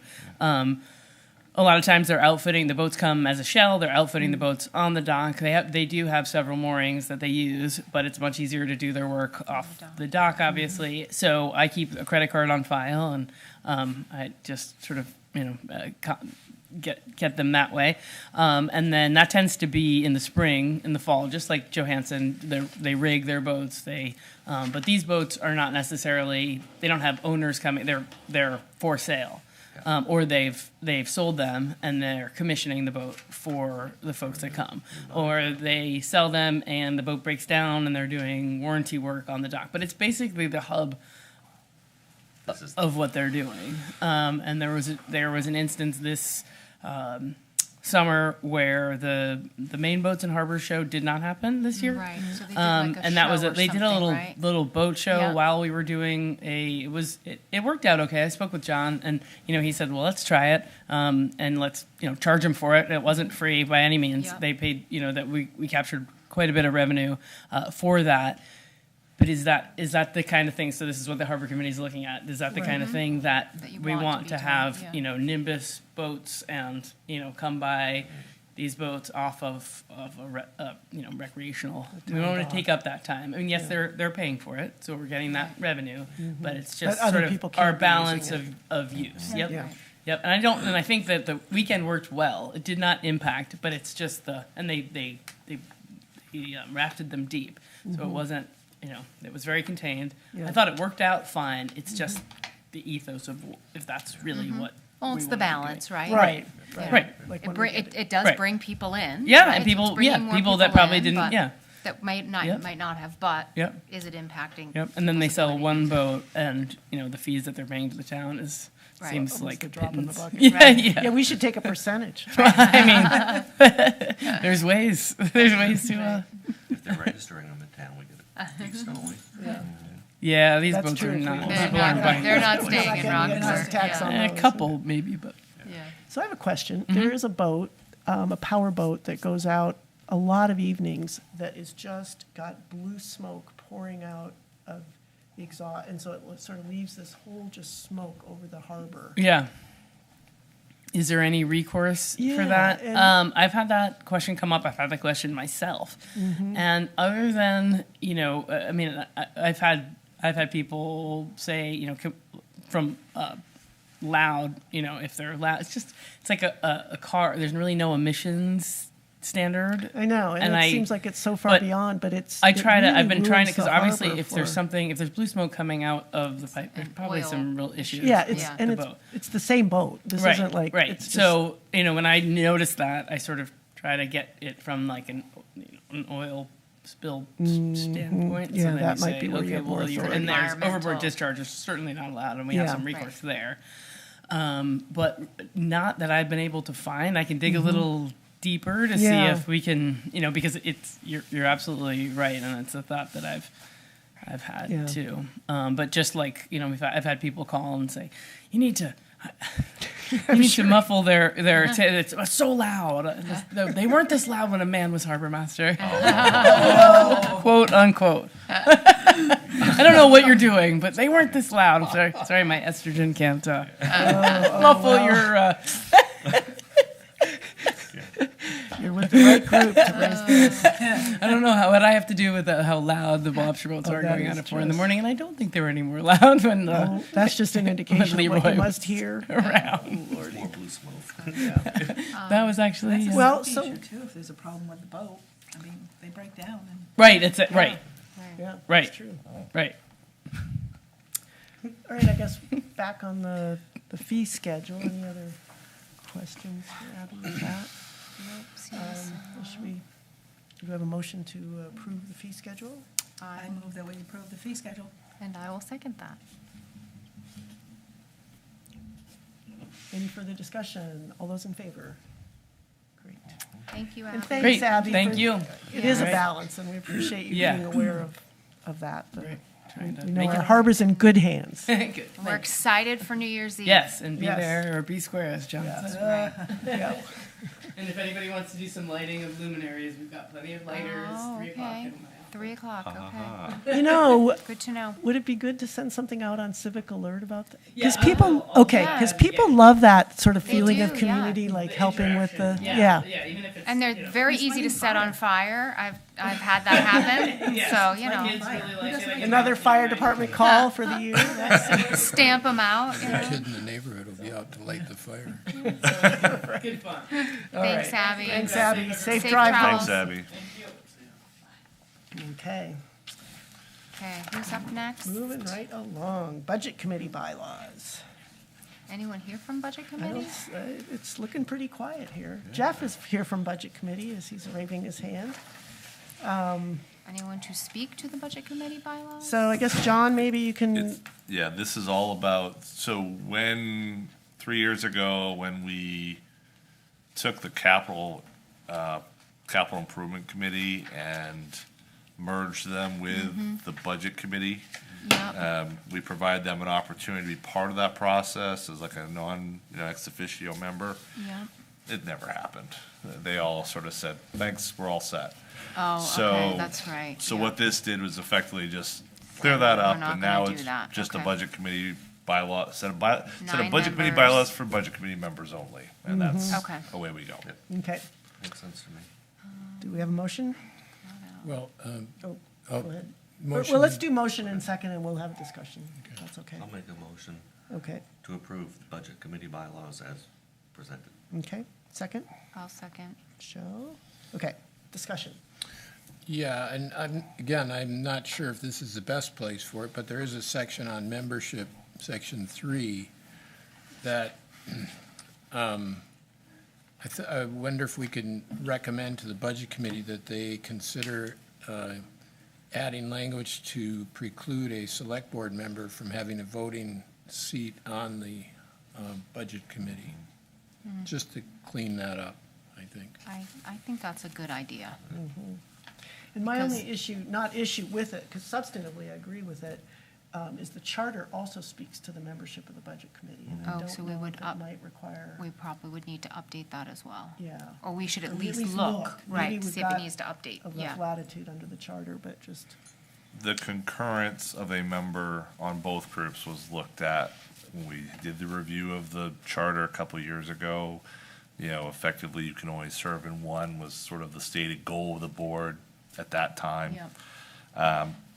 Talking to Phil, the voters sort of, with that approach, I think there could be a different approach here, looking at the bylaws, but at least in terms of the budget committee, that was, the attempt was to effectively say you can only serve on one group rather than another. That was sort of how we looked at it with Phil. Yeah. Going through the bylaw approach, I think it would be a question of voting rights and membership, as much as membership. So it might be a more complicated question, but it might be more possible. so that Well, you this- could serve on the budget committee as a select board member, you just Right. don't have a vote. Well, Is that- I don't know. we have a liaison to the budget Yes, committee, and I me. think that's the that Yeah, should no, be I was their just Right. trying to, I think when you load it up with a couple but others. didn't you say from serving on the budget committee as a voting member? What was your? Well, language? I was just suggesting language. I wouldn't say it was perfect. No, I'm not arguing with you. I thought you were saying the same thing, that they don't have Yes, a vote. I don't think I think it's somewhat unfair to the, Yeah. what We we're get- trying to you get a accomplish double with an vote, independent. right? Yeah, Yeah. you So basically if get a you're- double if vote. you're a select plus board member- You're exerting Right. influence because you're a Yes, select yes, board Probably have a member. little bit yes. more influence on the budget. And Agree. I don't think that's fair to the I- other members of the budget I agree, committee. I agree. I think we should look to see how we could incorporate that language. I think obviously it's gonna have to be a Phil question probably, but, and we're gonna have to look at the charter, but I do agree. There's a liaison for a reason. Liaison is there to help support, but shouldn't be in the nitty-gritty and influencing the vote. I mean, select board person could be the swing vote if they have the ability to, so I agree with that. So now we Should need a new motion. Do we want to approve the bylaws as presented with a request that John look into? Well, Do we we can feel like- amend the bylaws at any time, right? Right, and a recommendation to the budget committee that they consider Yeah, this we could do additional that. language? It was basically just Yeah. saying, as their practice is already, I'm guessing, select board members are not allowed to be members.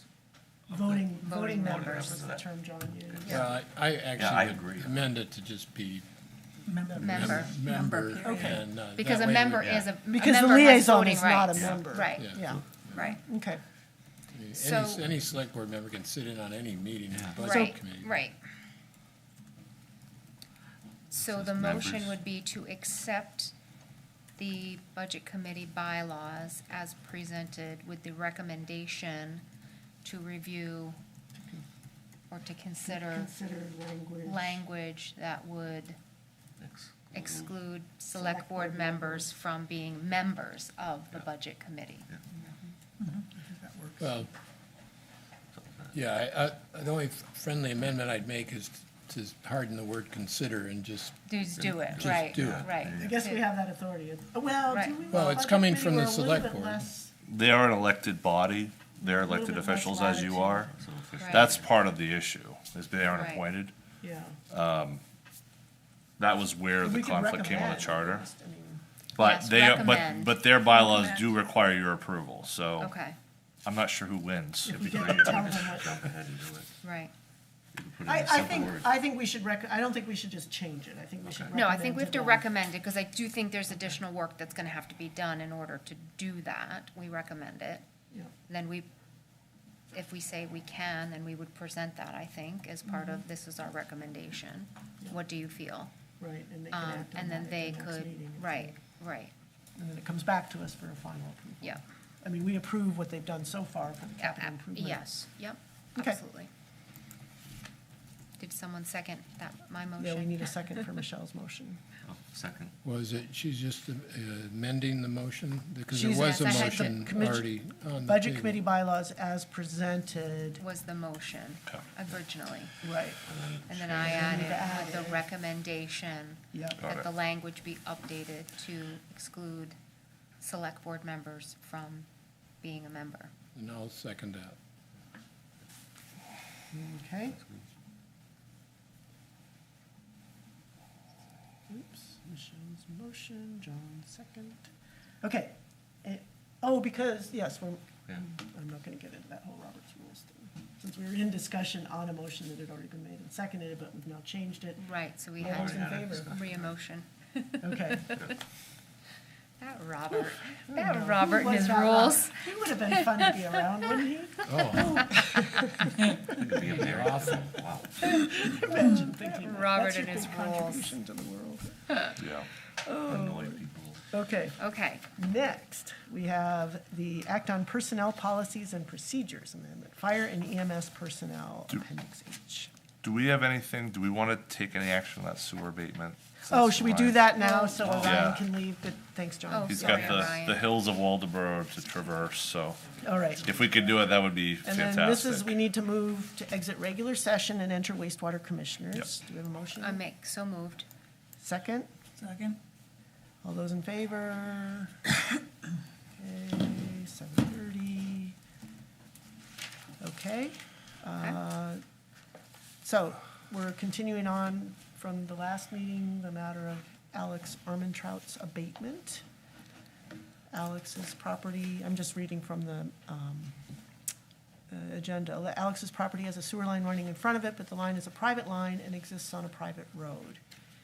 And I know the abatement materials were not in this month's agenda. Right, they were in They're the continued last from last month. Yeah, and I have, I have it right here if you need okay, it. yeah, and I've got mine. Okay. So, Orion, maybe you come up to the mic.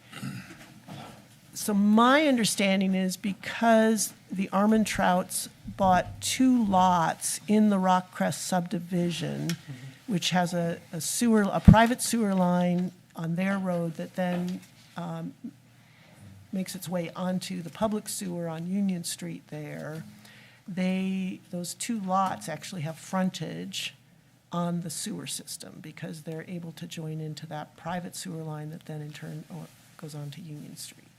That's correct. And then because the Armentrouts have merged those 2 lots and their the 1 lot they had, into 1 lot for tax lot purposes only, tax map purposes. So it's essentially 1 big lot, but still has frontage on the sewer system. They're only being assessed for 1 equivalent unit, not the 2 equivalent units they would otherwise be if they had kept those 2 lots separate in the subdivision. Is that sort of your analysis? So the reason of giving them 1 is because the tax map shows 1 lot there. So it's all been combined into one. But on the not for tax map. subdivision purposes. They still- Officially, the 2 lots on Rock Crest are still 2 lots. So technically, if we dive, we should charge them 2 Because equivalent users. the Armentrouts at any point could sell either one of those lots. They could, Someone could build and hook up it to the sewer. yes, From, you could have 2 separate houses, each of them correct, going into the sewer there for 2 equivalent units. correct. Would that require approval to subdivide it again? I'm not. It hasn't been unsubdivided. Yeah, okay. It's, and I don't really understand Yeah, why how it you can got do on it the for a tax map. tax map purpose and, but Yeah, I don't, John can answer the tax map question better than I can, because I agree. I do know when you go on to our assessor's database, it all is one big lot with Right. the road frontage on Rockcrest Right. there. Yeah, on that map it shows, and he is in another subdivision, so in order for him to do this merger officially, he would have to merge lots 6 and 7, or the 2 lots that he has in Rock Crest into 1, and then merge them into his subdivision that he's in. And then that would mean he wouldn't have frontage, Correct. but that, he hasn't done that. So the facts in front of us right now are, he's got the 2 lots but your recommendation is that we only charge him for one equivalent unit because the tax map, Well, so, correct, and then he's got a house that's built there, so if we look at it from, if it was just one lot completely in the building that he has there, he would only qualify for one equivalent one user, equivalent so- unit, and whether or not he's got these two lots that he could have, in the future, if that happens, then those, we could deal with that again as different equivalent units if we need. Separate buyers would. Yeah, then that would change Well- that calculation. So you're suggesting that we could approve it, and then if it sells and they split it into two lots, we look at it again? Well, it would come to the town. We would see it. We wouldn't have to look at it again. It would come to the town and it'd be like, okay, those are two separate lots at Right. that So- point. So the abatement request was for no equivalent users? Right. Because they had the one lot, bought the other two lots, but the one lot technically that they have the house on didn't have access, right? Well, technically, they have access through way of an easement, but they do not have frontage. Direct, okay, they don't have frontage. But now they've bought the other two lots. Correct. Merged all three together, Correct, and the other two lots do have frontage. correct. Which give them access. Correct. So instead of technically three, if they had three separate lots, three equivalent users, right? If you kept It would three just be separate. Except the two, original right. lot doesn't Okay. have sewer access. Okay, the original lot doesn't, but the two new do. Pokey Notch's Okay. septic system, is it? They have a septic system, but they do have an easement. But they did get an Okay. easement, so they could access the Rock Okay. Crest But sewer. Our ordinance Okay, doesn't. so cover anybody on Pokey easements. Notch has the easement, or just their, I'd have to look at it. I know his Okay. lot specifically does. Okay, but those two lots so we could theoretically say you have two equivalent users because both lots have Correct. frontage. Correct, They're asking for no equivalent users. correct. And we think one is appropriate because they've merged the lots together. I just try to get this all in my head. Correct. Okay. His intention is not to build anything there. He doesn't want anything. He just wants buffer Mm-hmm. property. Right, for- I get that, okay. But Right, but this doesn't smell right. I'm sorry.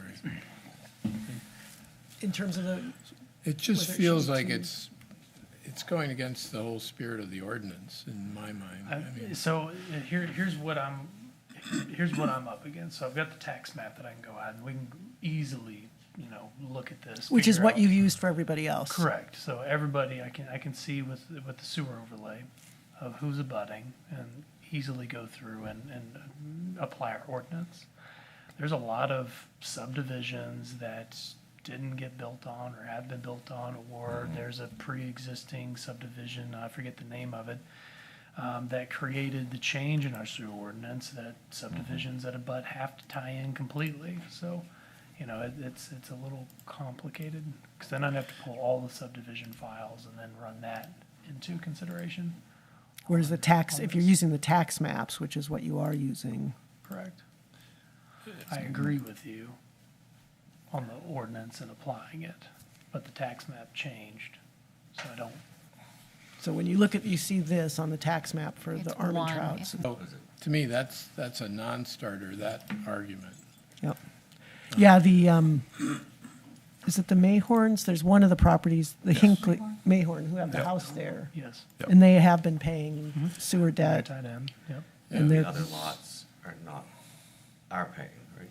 No, They- the other lots wouldn't be paying if they're not on the sewer. No, right? they paid debt service. they pay the They debt debt service. Debt service. yeah. Okay. And that's all this is about debt Yep, service. that's all we're Right. talking about here. One thing that that Alex spoke with us significantly, or spoke to, was the issue of the language in the sewer ordinance that talks about ownership of sewer extensions. And this says, it says all sewer extensions shall become property of the town after obtaining final inspection and approval from the commissioners, unless the sewer is located on a private property and the intent is to remain under private ownership. Now, Alice contends that is their intent, is to continue that as private ownership. Okay. What the ordinance does not do is does not give a clear path to Orion and the town and staff to say how do you appropriately address EU's in the scope of that. It talks about that you're in the sewer system if the sewer line runs in front of your property. That, we went through that with the Samoset, that's very clear. Right. What it doesn't say is, well, if it's a private line and it's not owned, and, you know, you can see an intent from the drafting of that to say, well, who would want a private line? We want everything owned by the town. But as we saw with the Samoset, that's not necessarily the case. Yeah. So those somewhat of the, I believe, if there's any precedent setting in terms of the Samoset matter, and there's issues on both sides of that, how you handle a private line, you know, there's some consideration that ties these two issues together, I believe. Well, yeah. Potentially. And I think a I'm not private line that you'll- matching Samoset up with this that's a stretch, because Samoset predates the ordinance. It does. It's its True. own system, it's got its own pumping station. Yep. It's clearly private, you know, Yeah. and they do the maintenance on it. And we're charging them equivalent units. And there is that, so. True. Right. True. So I think, I think the intent of the ordinance is if it's a private line, it's, you know, it's pretty much on deck to become part of the. town Okay. property. To me, it's pretty Yeah, clear like- that's the intent. Now, you could parse the individual words and all that, but.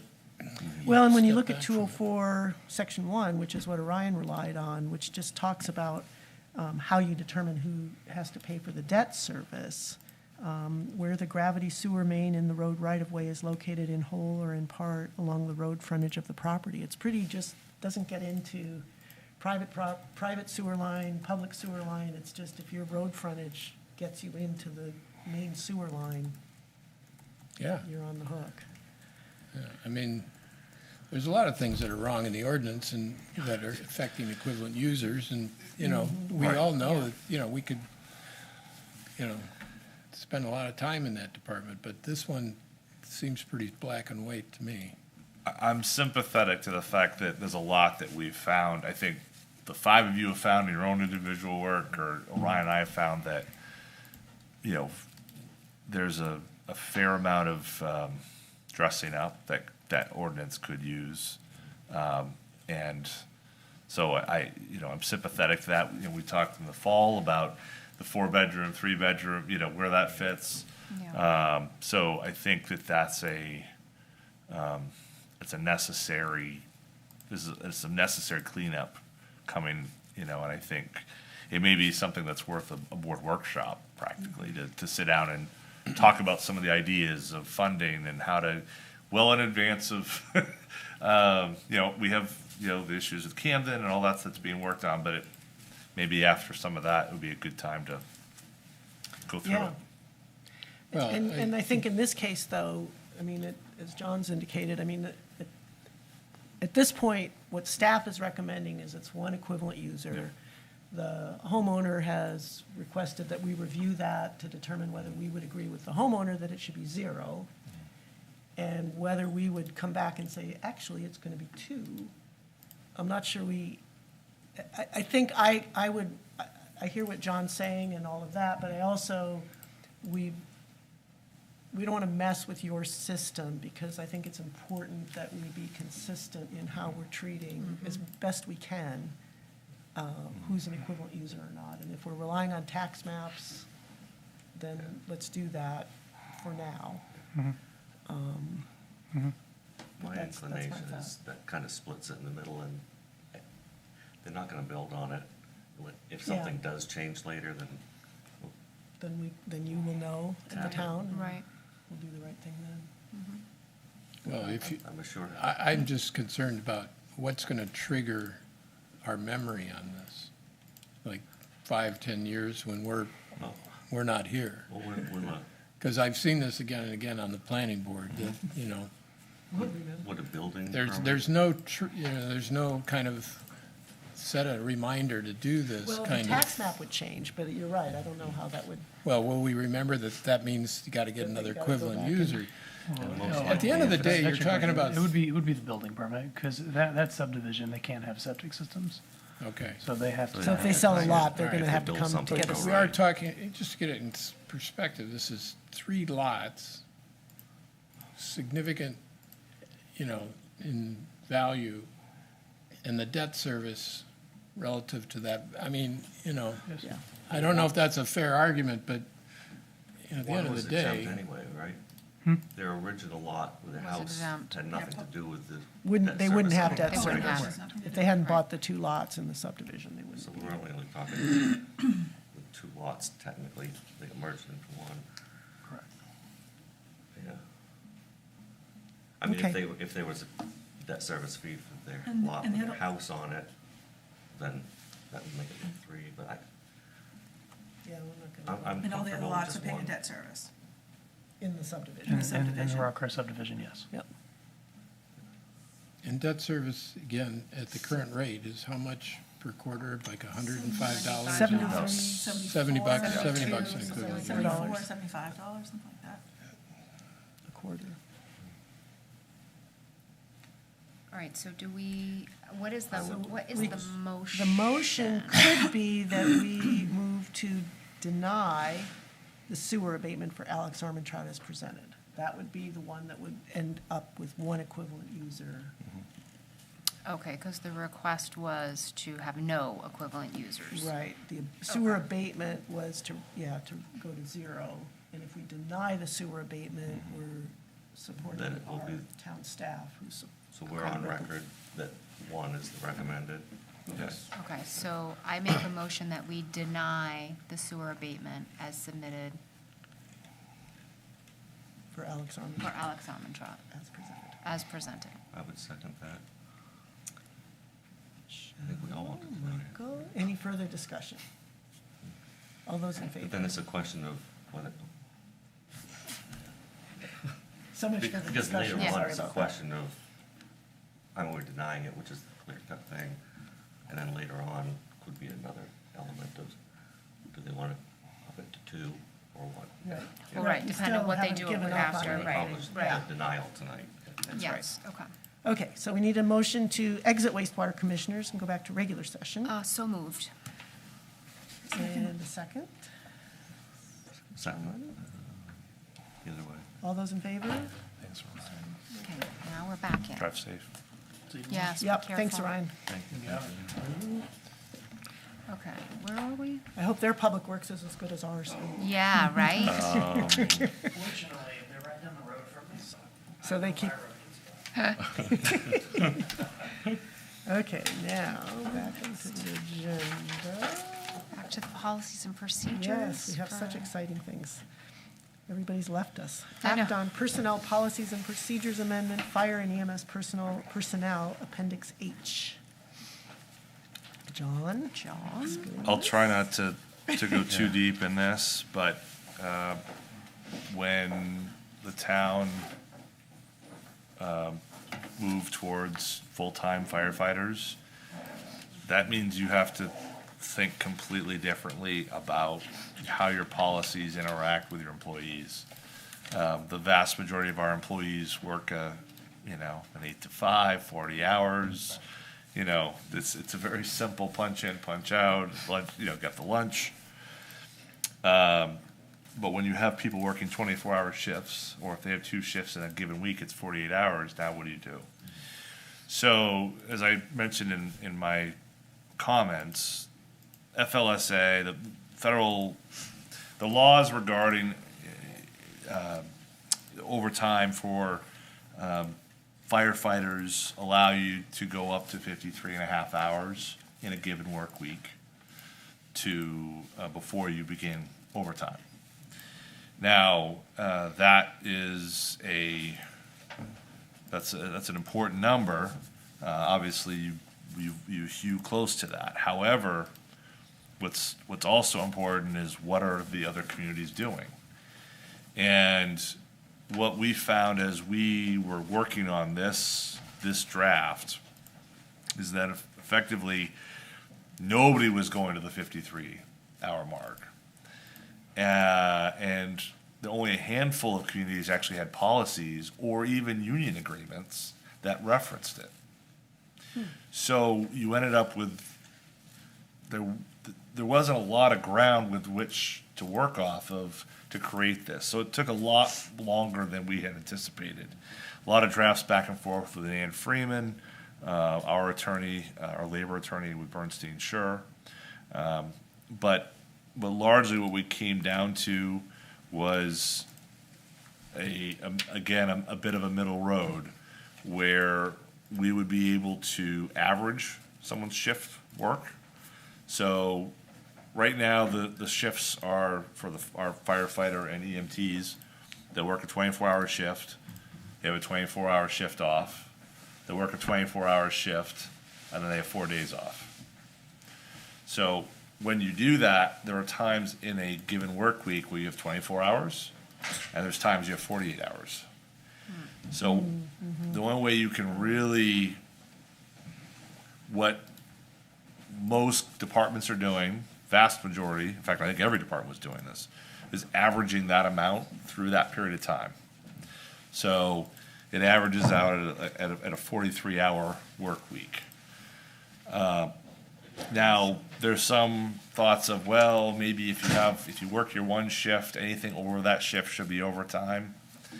No. I don't think that, one, it's outside the spirit of the rule. And the averaging effectively is something that the town is a benefit. It's a benefit to the employee. You know, you're not working that week, but we're gonna pay you more than that. Right. Although the weeks before that and after that, you'll be working well more than that and not getting the benefit of it. It's somewhat similar to what the Camden Police Department does. They have a 4-on, 4-off schedule. So it's, again, an average. There's an average time.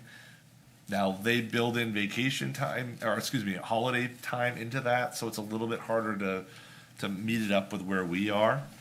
But this has been, this has been beaten around the bush, you know, more ways than I could even count of the right way to get to this number. I feel good about where we are. And this is the schedule.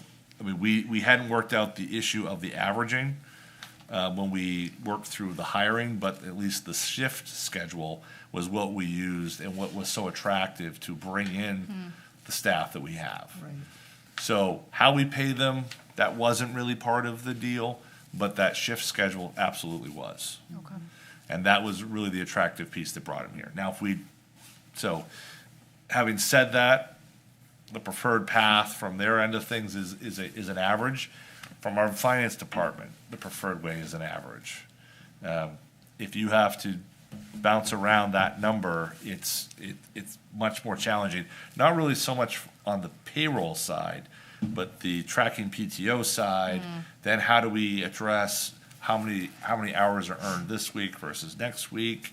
How do we figure out, I'm going to take a week off, well, I'm going to use 24 hours. Right, or do I use a week where I have to use 40, yeah. Exactly. Yeah. So that's, once you work that issue out, then the next piece is, okay, how do you deal with PTO?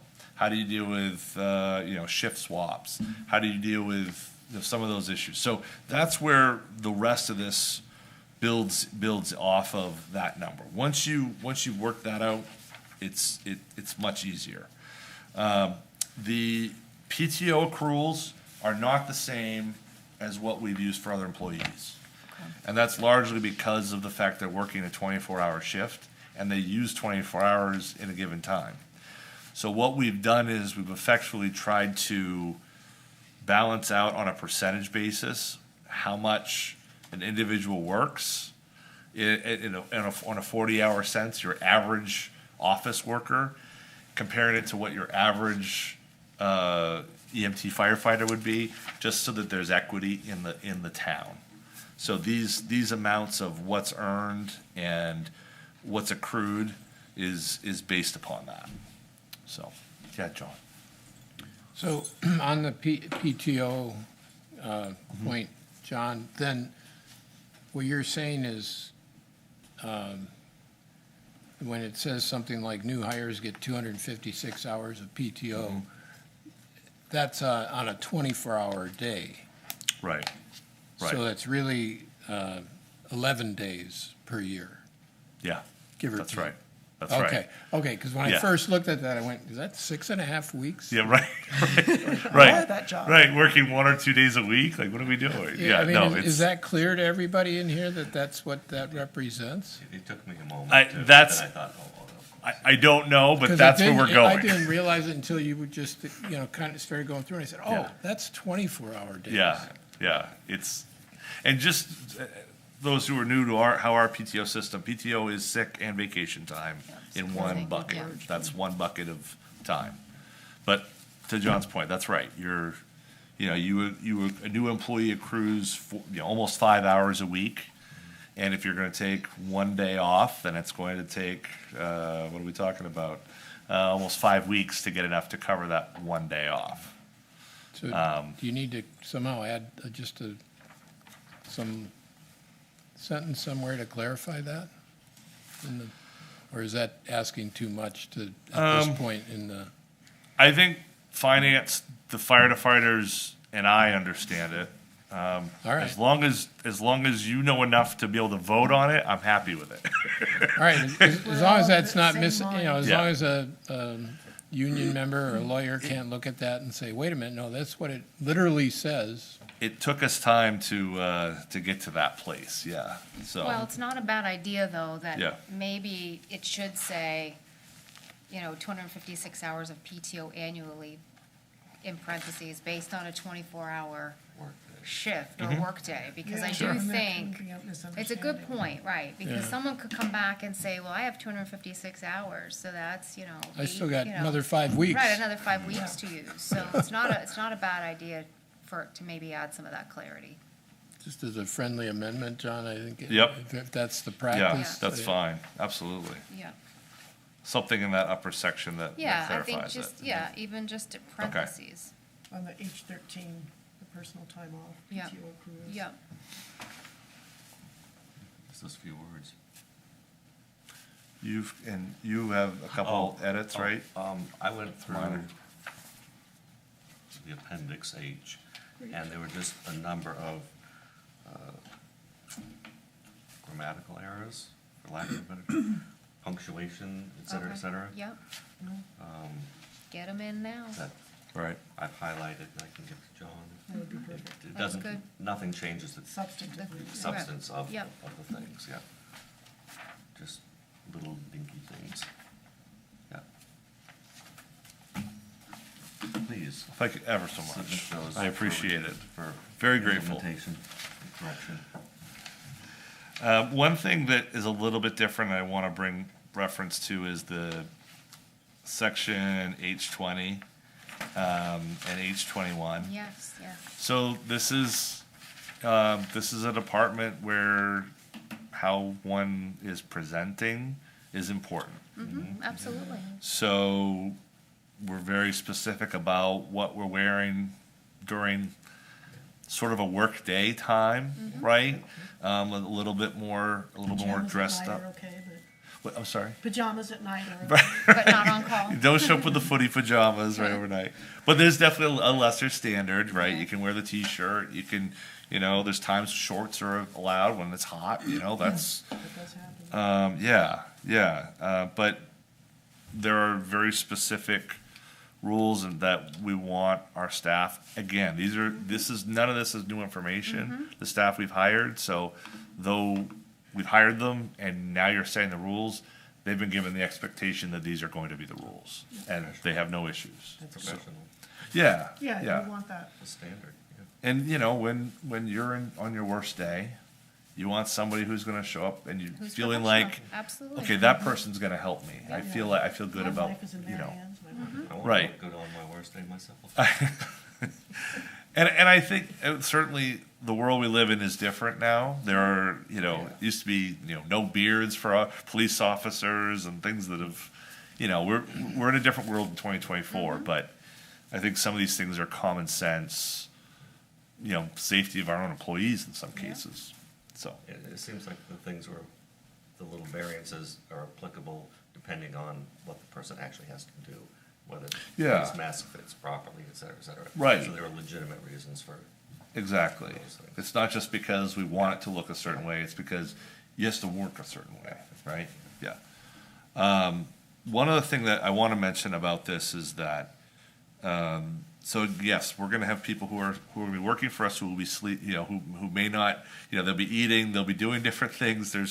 You're living your day. Right, your and day, you're working. right, And right. that's what this is really trying to do, is talk about that balance of, they're going to be working for us, but they might be cooking chili for themselves, and the police officers might come over and have some, and Right. that might be part of. That's going to There's happen. there's a cultural thing that's going to Right. happen with our staff, which is Which is different than we're used to. Well, we're not Right. expecting them to be in front of a computer or sitting there waiting for a call 24 Right. hours a day. Right. Let's be realistic about Right. it. I mean, right. that's gonna happen. It's I very mean, traditional for that stuff to happen. New for us, but Yeah, yeah. like Mark's like, I've done this for 30 years, Right. but for most of us who've lived here, that's not something we've seen in Rockport.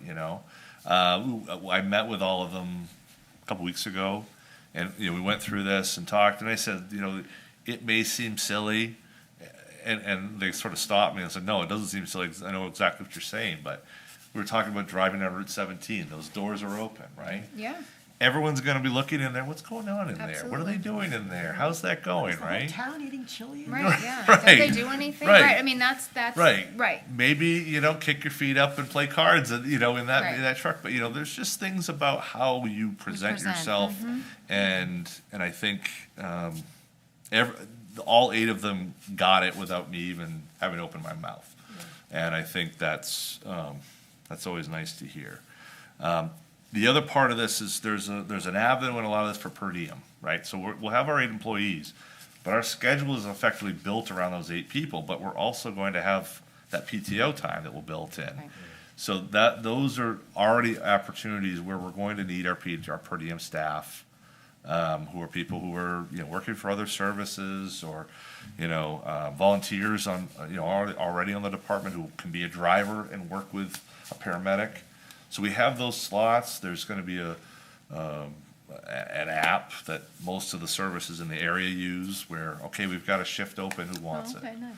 So it's sort of right there. So again, this is all new, Yep. but Yeah.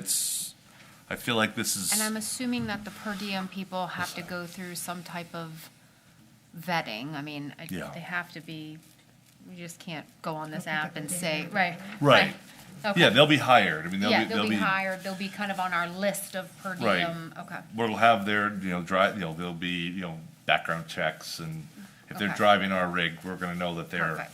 able to. I suspected as such. Yeah. So, yeah. We can't fill those shifts. Yet. I don't know, I was looking at that PTO policy, and I was like, hey, maybe I Yeah, should right, do maybe, not a bad gig, right? Listen, I'm just. Jason was looking for volunteers, but Yeah. do we get a, We keep hearing there's not enough volunteers No, on we this can't side be of Route on 1, budget John. committee. I'm just saying. right. Just saying. I used to be a volunteer for the sheriff's department, search and rescue. Oh, nice, I see. You've been holding out on it. Mark knew that. Oh, okay, all right. So We're gonna we're make, gonna make a motion that's going to amend amend, yep, to clarify PTO. yep, And Yep. to incorporate some minor, some minor non-substantive revisions. Typographical changes or Yeah. whatever. Okay. Because I wasn't quite sure. how it okay, was so supposed to we'll be make a phrased. motion to fully accept qualified. the, sorry. To approve the Oh, to personnel. approve the personnel, okay, thank you. Move to approve the personnel policies and procedures as amended, or Yeah, procedures amendment, fire. I think we EMS. did all that. Okay. And as Move amended. to approve the personnel policies and procedures amendment, fire and EMS personnel, Appendix H, as amended. As amended. To clarify PTO. Clarify PTO, And incorporate and incorporate, non-substantive. yeah. Second.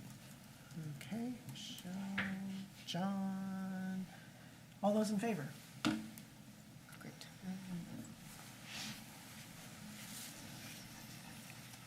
Oh, now we have it. All right, so then we have, oh, this is fun and games. Act on 5-town CSD referendum, January 14, 2025. So this is So let me just sort of, this is a new thing that, and this is not a normal thing that we do, but not unlike their budget, the school board budget. School board has the ability to circulate referendum anytime they want. It's not, you really don't have a say as to whether or not you do or don't do this. I know there was a split vote in the town of Camden over this issue, but it's gonna go on the ballot whether the 5 of you are happy or unhappy, so. So how do they split the vote then? They voted on it. One of them voted against it. just 3 to 2. because It was 3 to 2. Oh, was it Yeah. 3 to 2? I thought it Yeah. was just, Now, there's. mostly because of the timing, right? They were They're upset. that- concerned about the timing didn't allow Yeah. adequate. So basically, so it's set for a referendum on January 14th. So I'm just gonna give you the nuts and bolts of it, and then we'll talk about what it is.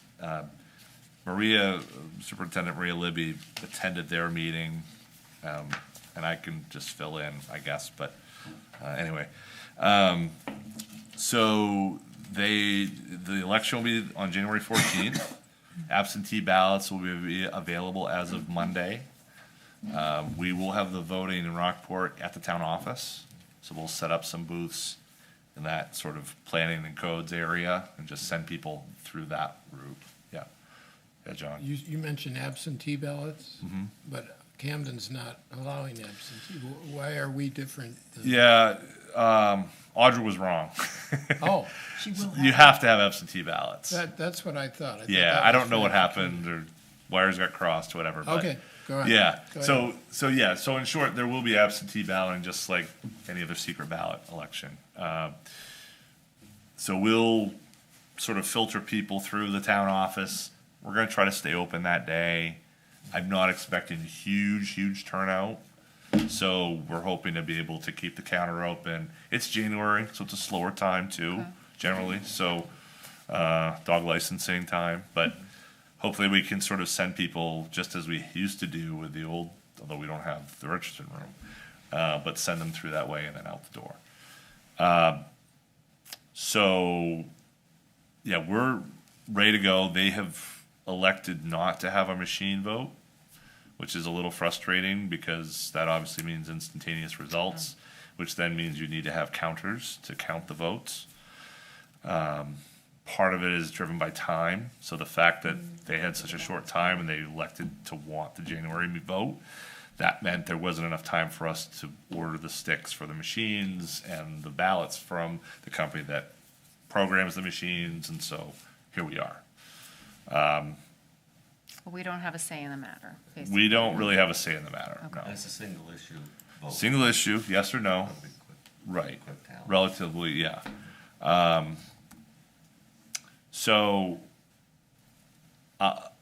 as speaking on behalf of staff, it's frustrating. Yeah, I'm gonna be honest. I'm sure it is. If Rhea was here, I'd say the same thing. it is frustrating, right? This is the 4th election our staff has held in the last calendar year, and one of those is a presidential election, which is always a bear.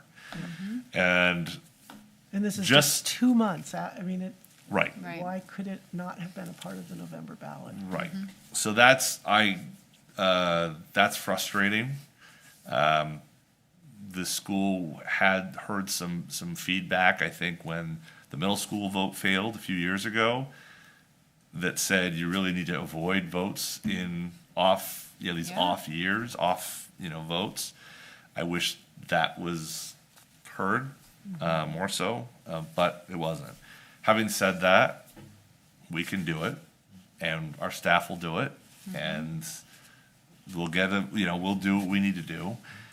My question and my hope is that, and that's why you sort of do these things, it's less about your vote, it's more about to let people know about what's on the ballot. Yep. And what are we deciding?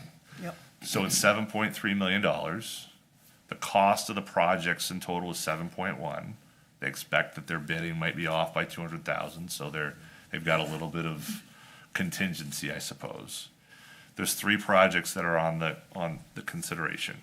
One is a new HVAC system. Their geothermal well that was installed when the school was built in 2000 has failed, and they need to replace it. Part of the gym has had issues with the floor the first time was because of a fire. and sprinkler, but since then, they've replaced the floor and refinished it and resurfaced it twice more. And the issue is there's so much moisture in the ground, it has effectively ruined the floor. So part of that HVAC system will be effectively something like an AC system in that gym to pull the moisture out. So they had moisture, anyway, I won't go into that.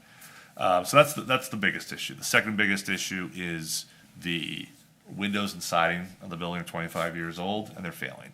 40% of the windows need to be replaced now. I'm open to looking at 100% of the windows if you're going to replace the siding, but that's it. And then the third thing, which is the thing that is going to get all the conversation, but is really only a third of the cost or less, is the turf field. So the field on the Dawn Palmer Field, which is where the football team, the soccer teams, lacrosse, Rugby? what's that? Rugby? No. No? So those they all play on that field. We have 5 soccer teams. We have 2 football teams. There's a JV and a varsity. We have I think you have 10 teams in total between those 2 seasons that are all playing on that field. It is overused with the weather that we have now. My son was in school. He just graduated last year. So the 4 years he was there, his friends that were on the football teams, 3 of those 4 years, they had their senior games for the last game at a different field because we couldn't host because it was too wet.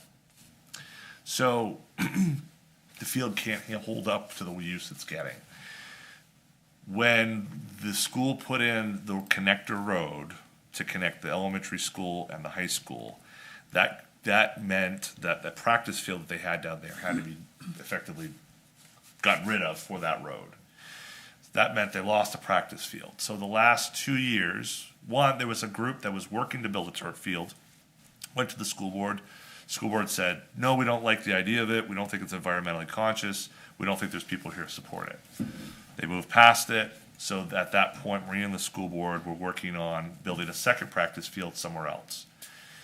That somewhere else is adjacent to the student parking lot, if you're familiar with that. Unfortunately, there's wetlands in that area. It's all wetlands on there. Army Corps of Engineers got involved. Army Corps of Engineers told the school, 1, you can't do that. You can't put a field there. And 2, if you do, you have to, I know this seems crazy, tear down the school and rebuild it all in a different location so that you could do it. You can't even believe they'd like to say that. It's the Army Corps of Engineers who has effectively their deities. They can do whatever they want. So that changed things around. Now the turf field is really their only option to deal with this issue. I sympathize with those who want to say, well, do something else, whatever. But I don't think they really wanted to go this approach. But their hands are tied. And that's a couple $1 million. That's a couple $1 million. Yeah. Now they're looking for sponsors. There's also a small amount in the bond to cover some work in Strom.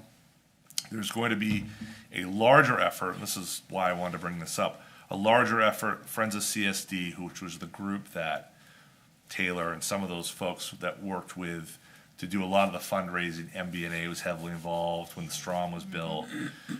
They're going to take on a multi-million-dollar upgrade of the Strom. Again, 25 years old and in a fantastic space, but 25 years old. They're going to take on, I think there's 125,000 of that 7.3 million is the Strom. The rest of it is going to be fundraised. I still call it the new high school. Yeah, right. And it's Right. 25 years old. Right. I know.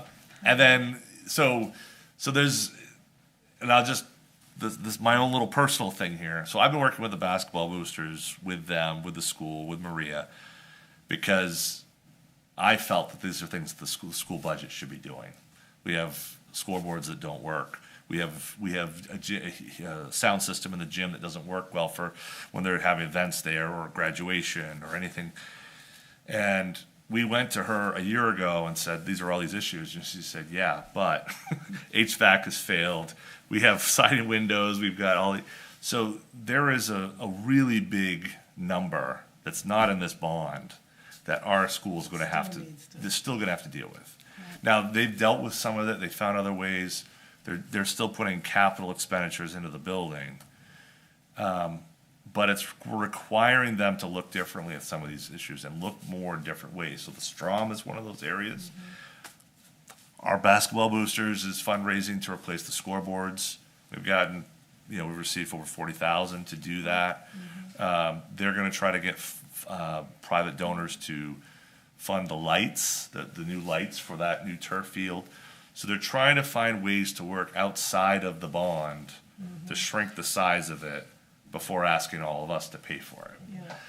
But there is, my point is just, there's a bigger number out there than the one we're gonna vote on.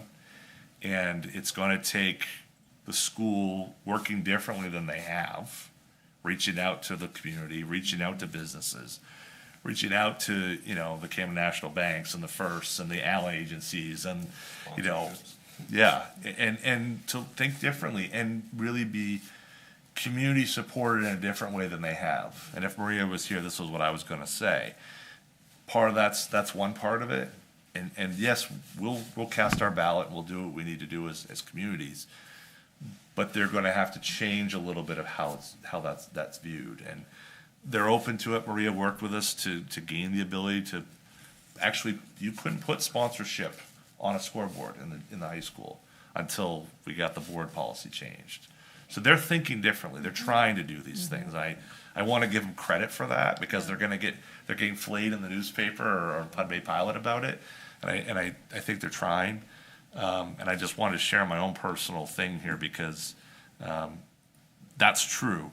There is another part of this though, which is the community support. And we talk about an election, and in 4 years from now, we're gonna have another election. And I hope there is the mechanism and the ability for us to have a presidential election at the high school. At the high school. Yeah. Because ADA, parking, it's all right there. It makes all the sense in the world, My wife's Plus the gym for the students to teacher. see this all. Exactly right. It's what we all grew up with. That's right. And if you have a turf field, you can put the kids on the turf field and have them play, You can't when it's muddy out in November. So I know it's a lot and it's really very little work for you, but there's a bigger thing going on here with the school. Again, I wish they were here to talk about it, because that's, 70% of our tax billing right there is, and this bond is due to, we were looking at like a 4% without. With the bond, we're looking more like 8 to 10% increases. So that first year, I don't know how many years out there going out with it, but it's gonna have a sizable impact in this budget, or our mill rate projection, so stay tuned. And we do have good schools, and have great that's what schools. makes this community, part of what it is is the good schools. And I guess I worry about having this election only on the bond. So it'll be really important for people who support the schools to make sure they get out and vote for that, because there will be the tendency for people who are, It's gonna be a hot issue. yeah. So We're gonna anyway, know you guys are spoiled already. These kids don't need this. yep, Yeah, there's a lot of that. for sure. The taxes So- are high enough. So my question, Denise, is the way the motion is worded, is it sounding like we're endorsing the referendum, or are we just In theory, we're just moving to put it to on put the it on the ballot? ballot, to have So- a referendum But on. the way it reads is I move to approve, which sort of sounds like we're voting in favor of the referendum, which, we may be, but Well, but that isn't what we're I- supposed to be we're not voting. supposed to do that. And Yeah, I think if you place the word warrant after referendum, that would make more sense rather than, you're approving the mechanism rather than the endorsement.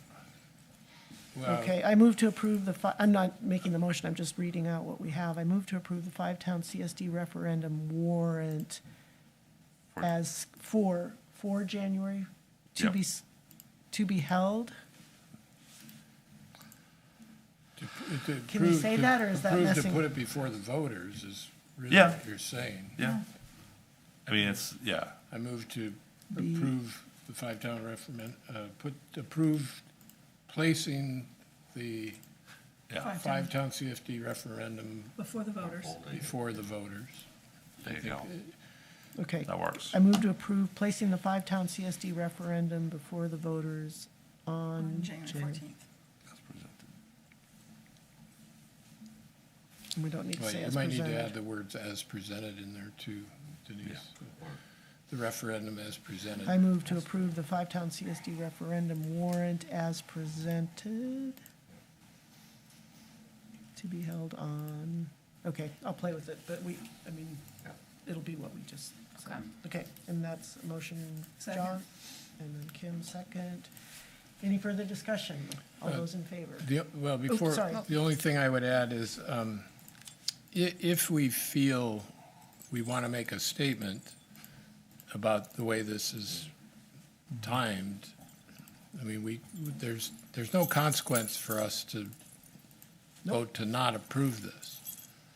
I just put it out there. I mean, the argument that was being made, I thought had some legitimacy to it, that it just felt.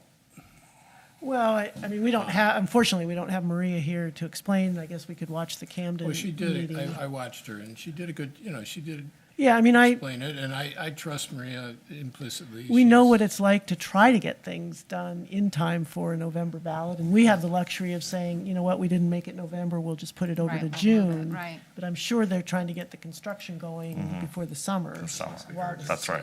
Yeah. That's Yeah. exactly it. Maria made that point. I just wanted So- to raise that we could if we wanted to. I'm not suggesting that we Yeah. do it.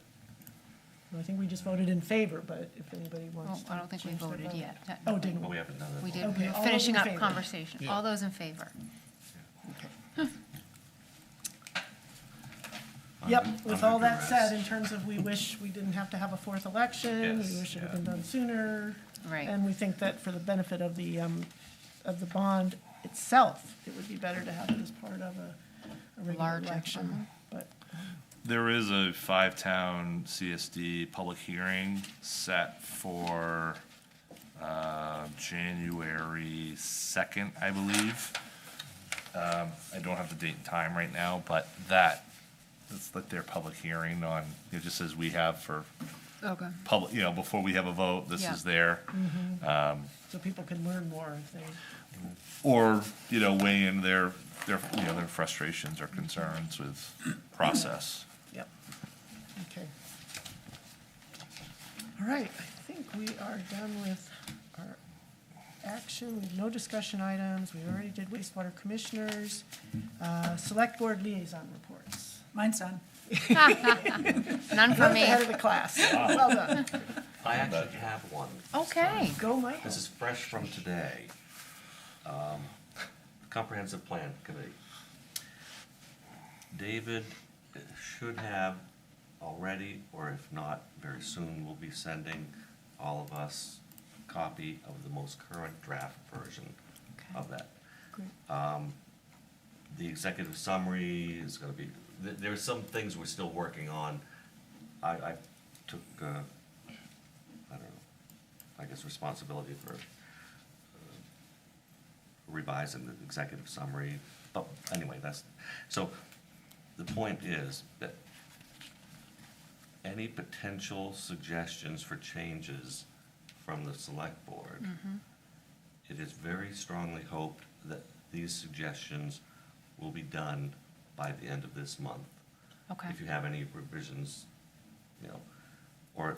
or no later than January 3rd, because they want to get everything done to have to you guys February 10th. The next, at that select board meeting. That select board meeting Yeah. is when they want us to approve. Yeah, and they all hell would break loose if on February 10th we went, you know what? Oh, yes, We Yeah, right, I'm not change sure I this." like the way you Yeah, handled yeah, that. so Yeah. that's the desire Okay. and the plan. The Conservation Commission itself, Megan Dwyer is working on an important section that goes in the comprehensive plan, and, hers will be done mid-January, so. Okay. Yeah, so it's coming together. That's exciting. Yeah, Great. and they're hoping that the select board, well, I told them, I said, the select board will do everything we can not to delay this anymore. Absolutely. Right, We have been right. pushing to try to get it, We so. want yeah, this in June, so this is great. Yeah, And it's nice to have this time, that we've been able to give the community time. and- Yeah. yeah, they've incorporated some good feedback. Yeah, great. Thanks, Michael. Any?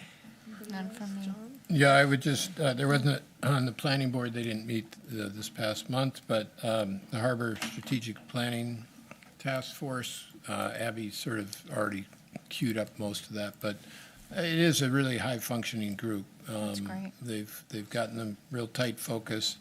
The RFPs were evaluated at the meeting last week, so we had, well, I won't go into details, but we're calling in a number of the bids for interviews, which are starting 2 weeks, I think, and we're going to do it in 2 nights in a row. So it's going to be a kind of a marathon of bringing the firms in to interview them. So, Great. but it's looking very good. It's Bill Great. Bowes, the chair, and is keeping it on task. That's great. Good, thank you for you and the rest of the group and all that time commitment. Anything else? I've got, Pathways Committee, I think meets tomorrow, so. okay. Parks Committee is keeping the lights plugged in.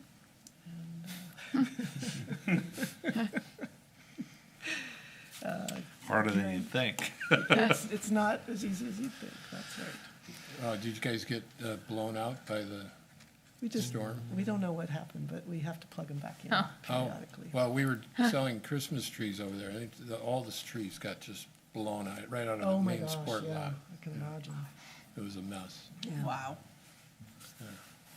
So, good things happening with the Parks Committee as always, sort of analyzing through the winter, how to gear up for the spring and summer activities, getting ready for budget season. Library Committee, also great library programming that they're working on, and, some very generous bequests that have That's come great. in, which really helps that endowment so that they can keep paying their share of the cost of the library. Legacy Rockport has been working on, and we'll have something more specific to look at, but a sign, sort of signage that would go over by Andre, a little bit like the Mount Batty signage, lower to the ground. Rockport Steel would do the fabrication, but would feature the shipbuilding, Oh, nice. the ice industry, and the lime kilns. So it's some Very nice. wonderful photographs. Heather Rand with the Rockport Historical Society has really been Heather taking the Moran? lead on getting that to happen. That's So great. a group of us will meet down there to sort of make sure we all see what we might be talking about. The select board are still, Yeah. sort of bless that. You have to make sure the floats are not in the way. though. Yes. But I know. That's another good Well, there'll be reason more not to have room them there. now. More room without the floats. What was that, Michael? I said we'll have to make sure the floats are not there by Andre. Yeah. When So we're they trying can- to so they can evaluate put what the this- yeah. signage will look like. So that'll be a nice, we've got the Vulcan locomotive signage. Gonna try to clean up the lime kiln one, so it sort of doesn't look quite as old and faded. And then this new signage. Nice. So, exciting stuff. That's it. So I guess we would want to move into executive session. I make a motion that we exit, no, Fancy language. I make a motion that we exit regular session and enter executive session for discussion with town council pursuant to 1 MRS section 4056E. Is there a second? Second. All those in favor? It is 8:30. Okay, Where's that town council? so Jeff.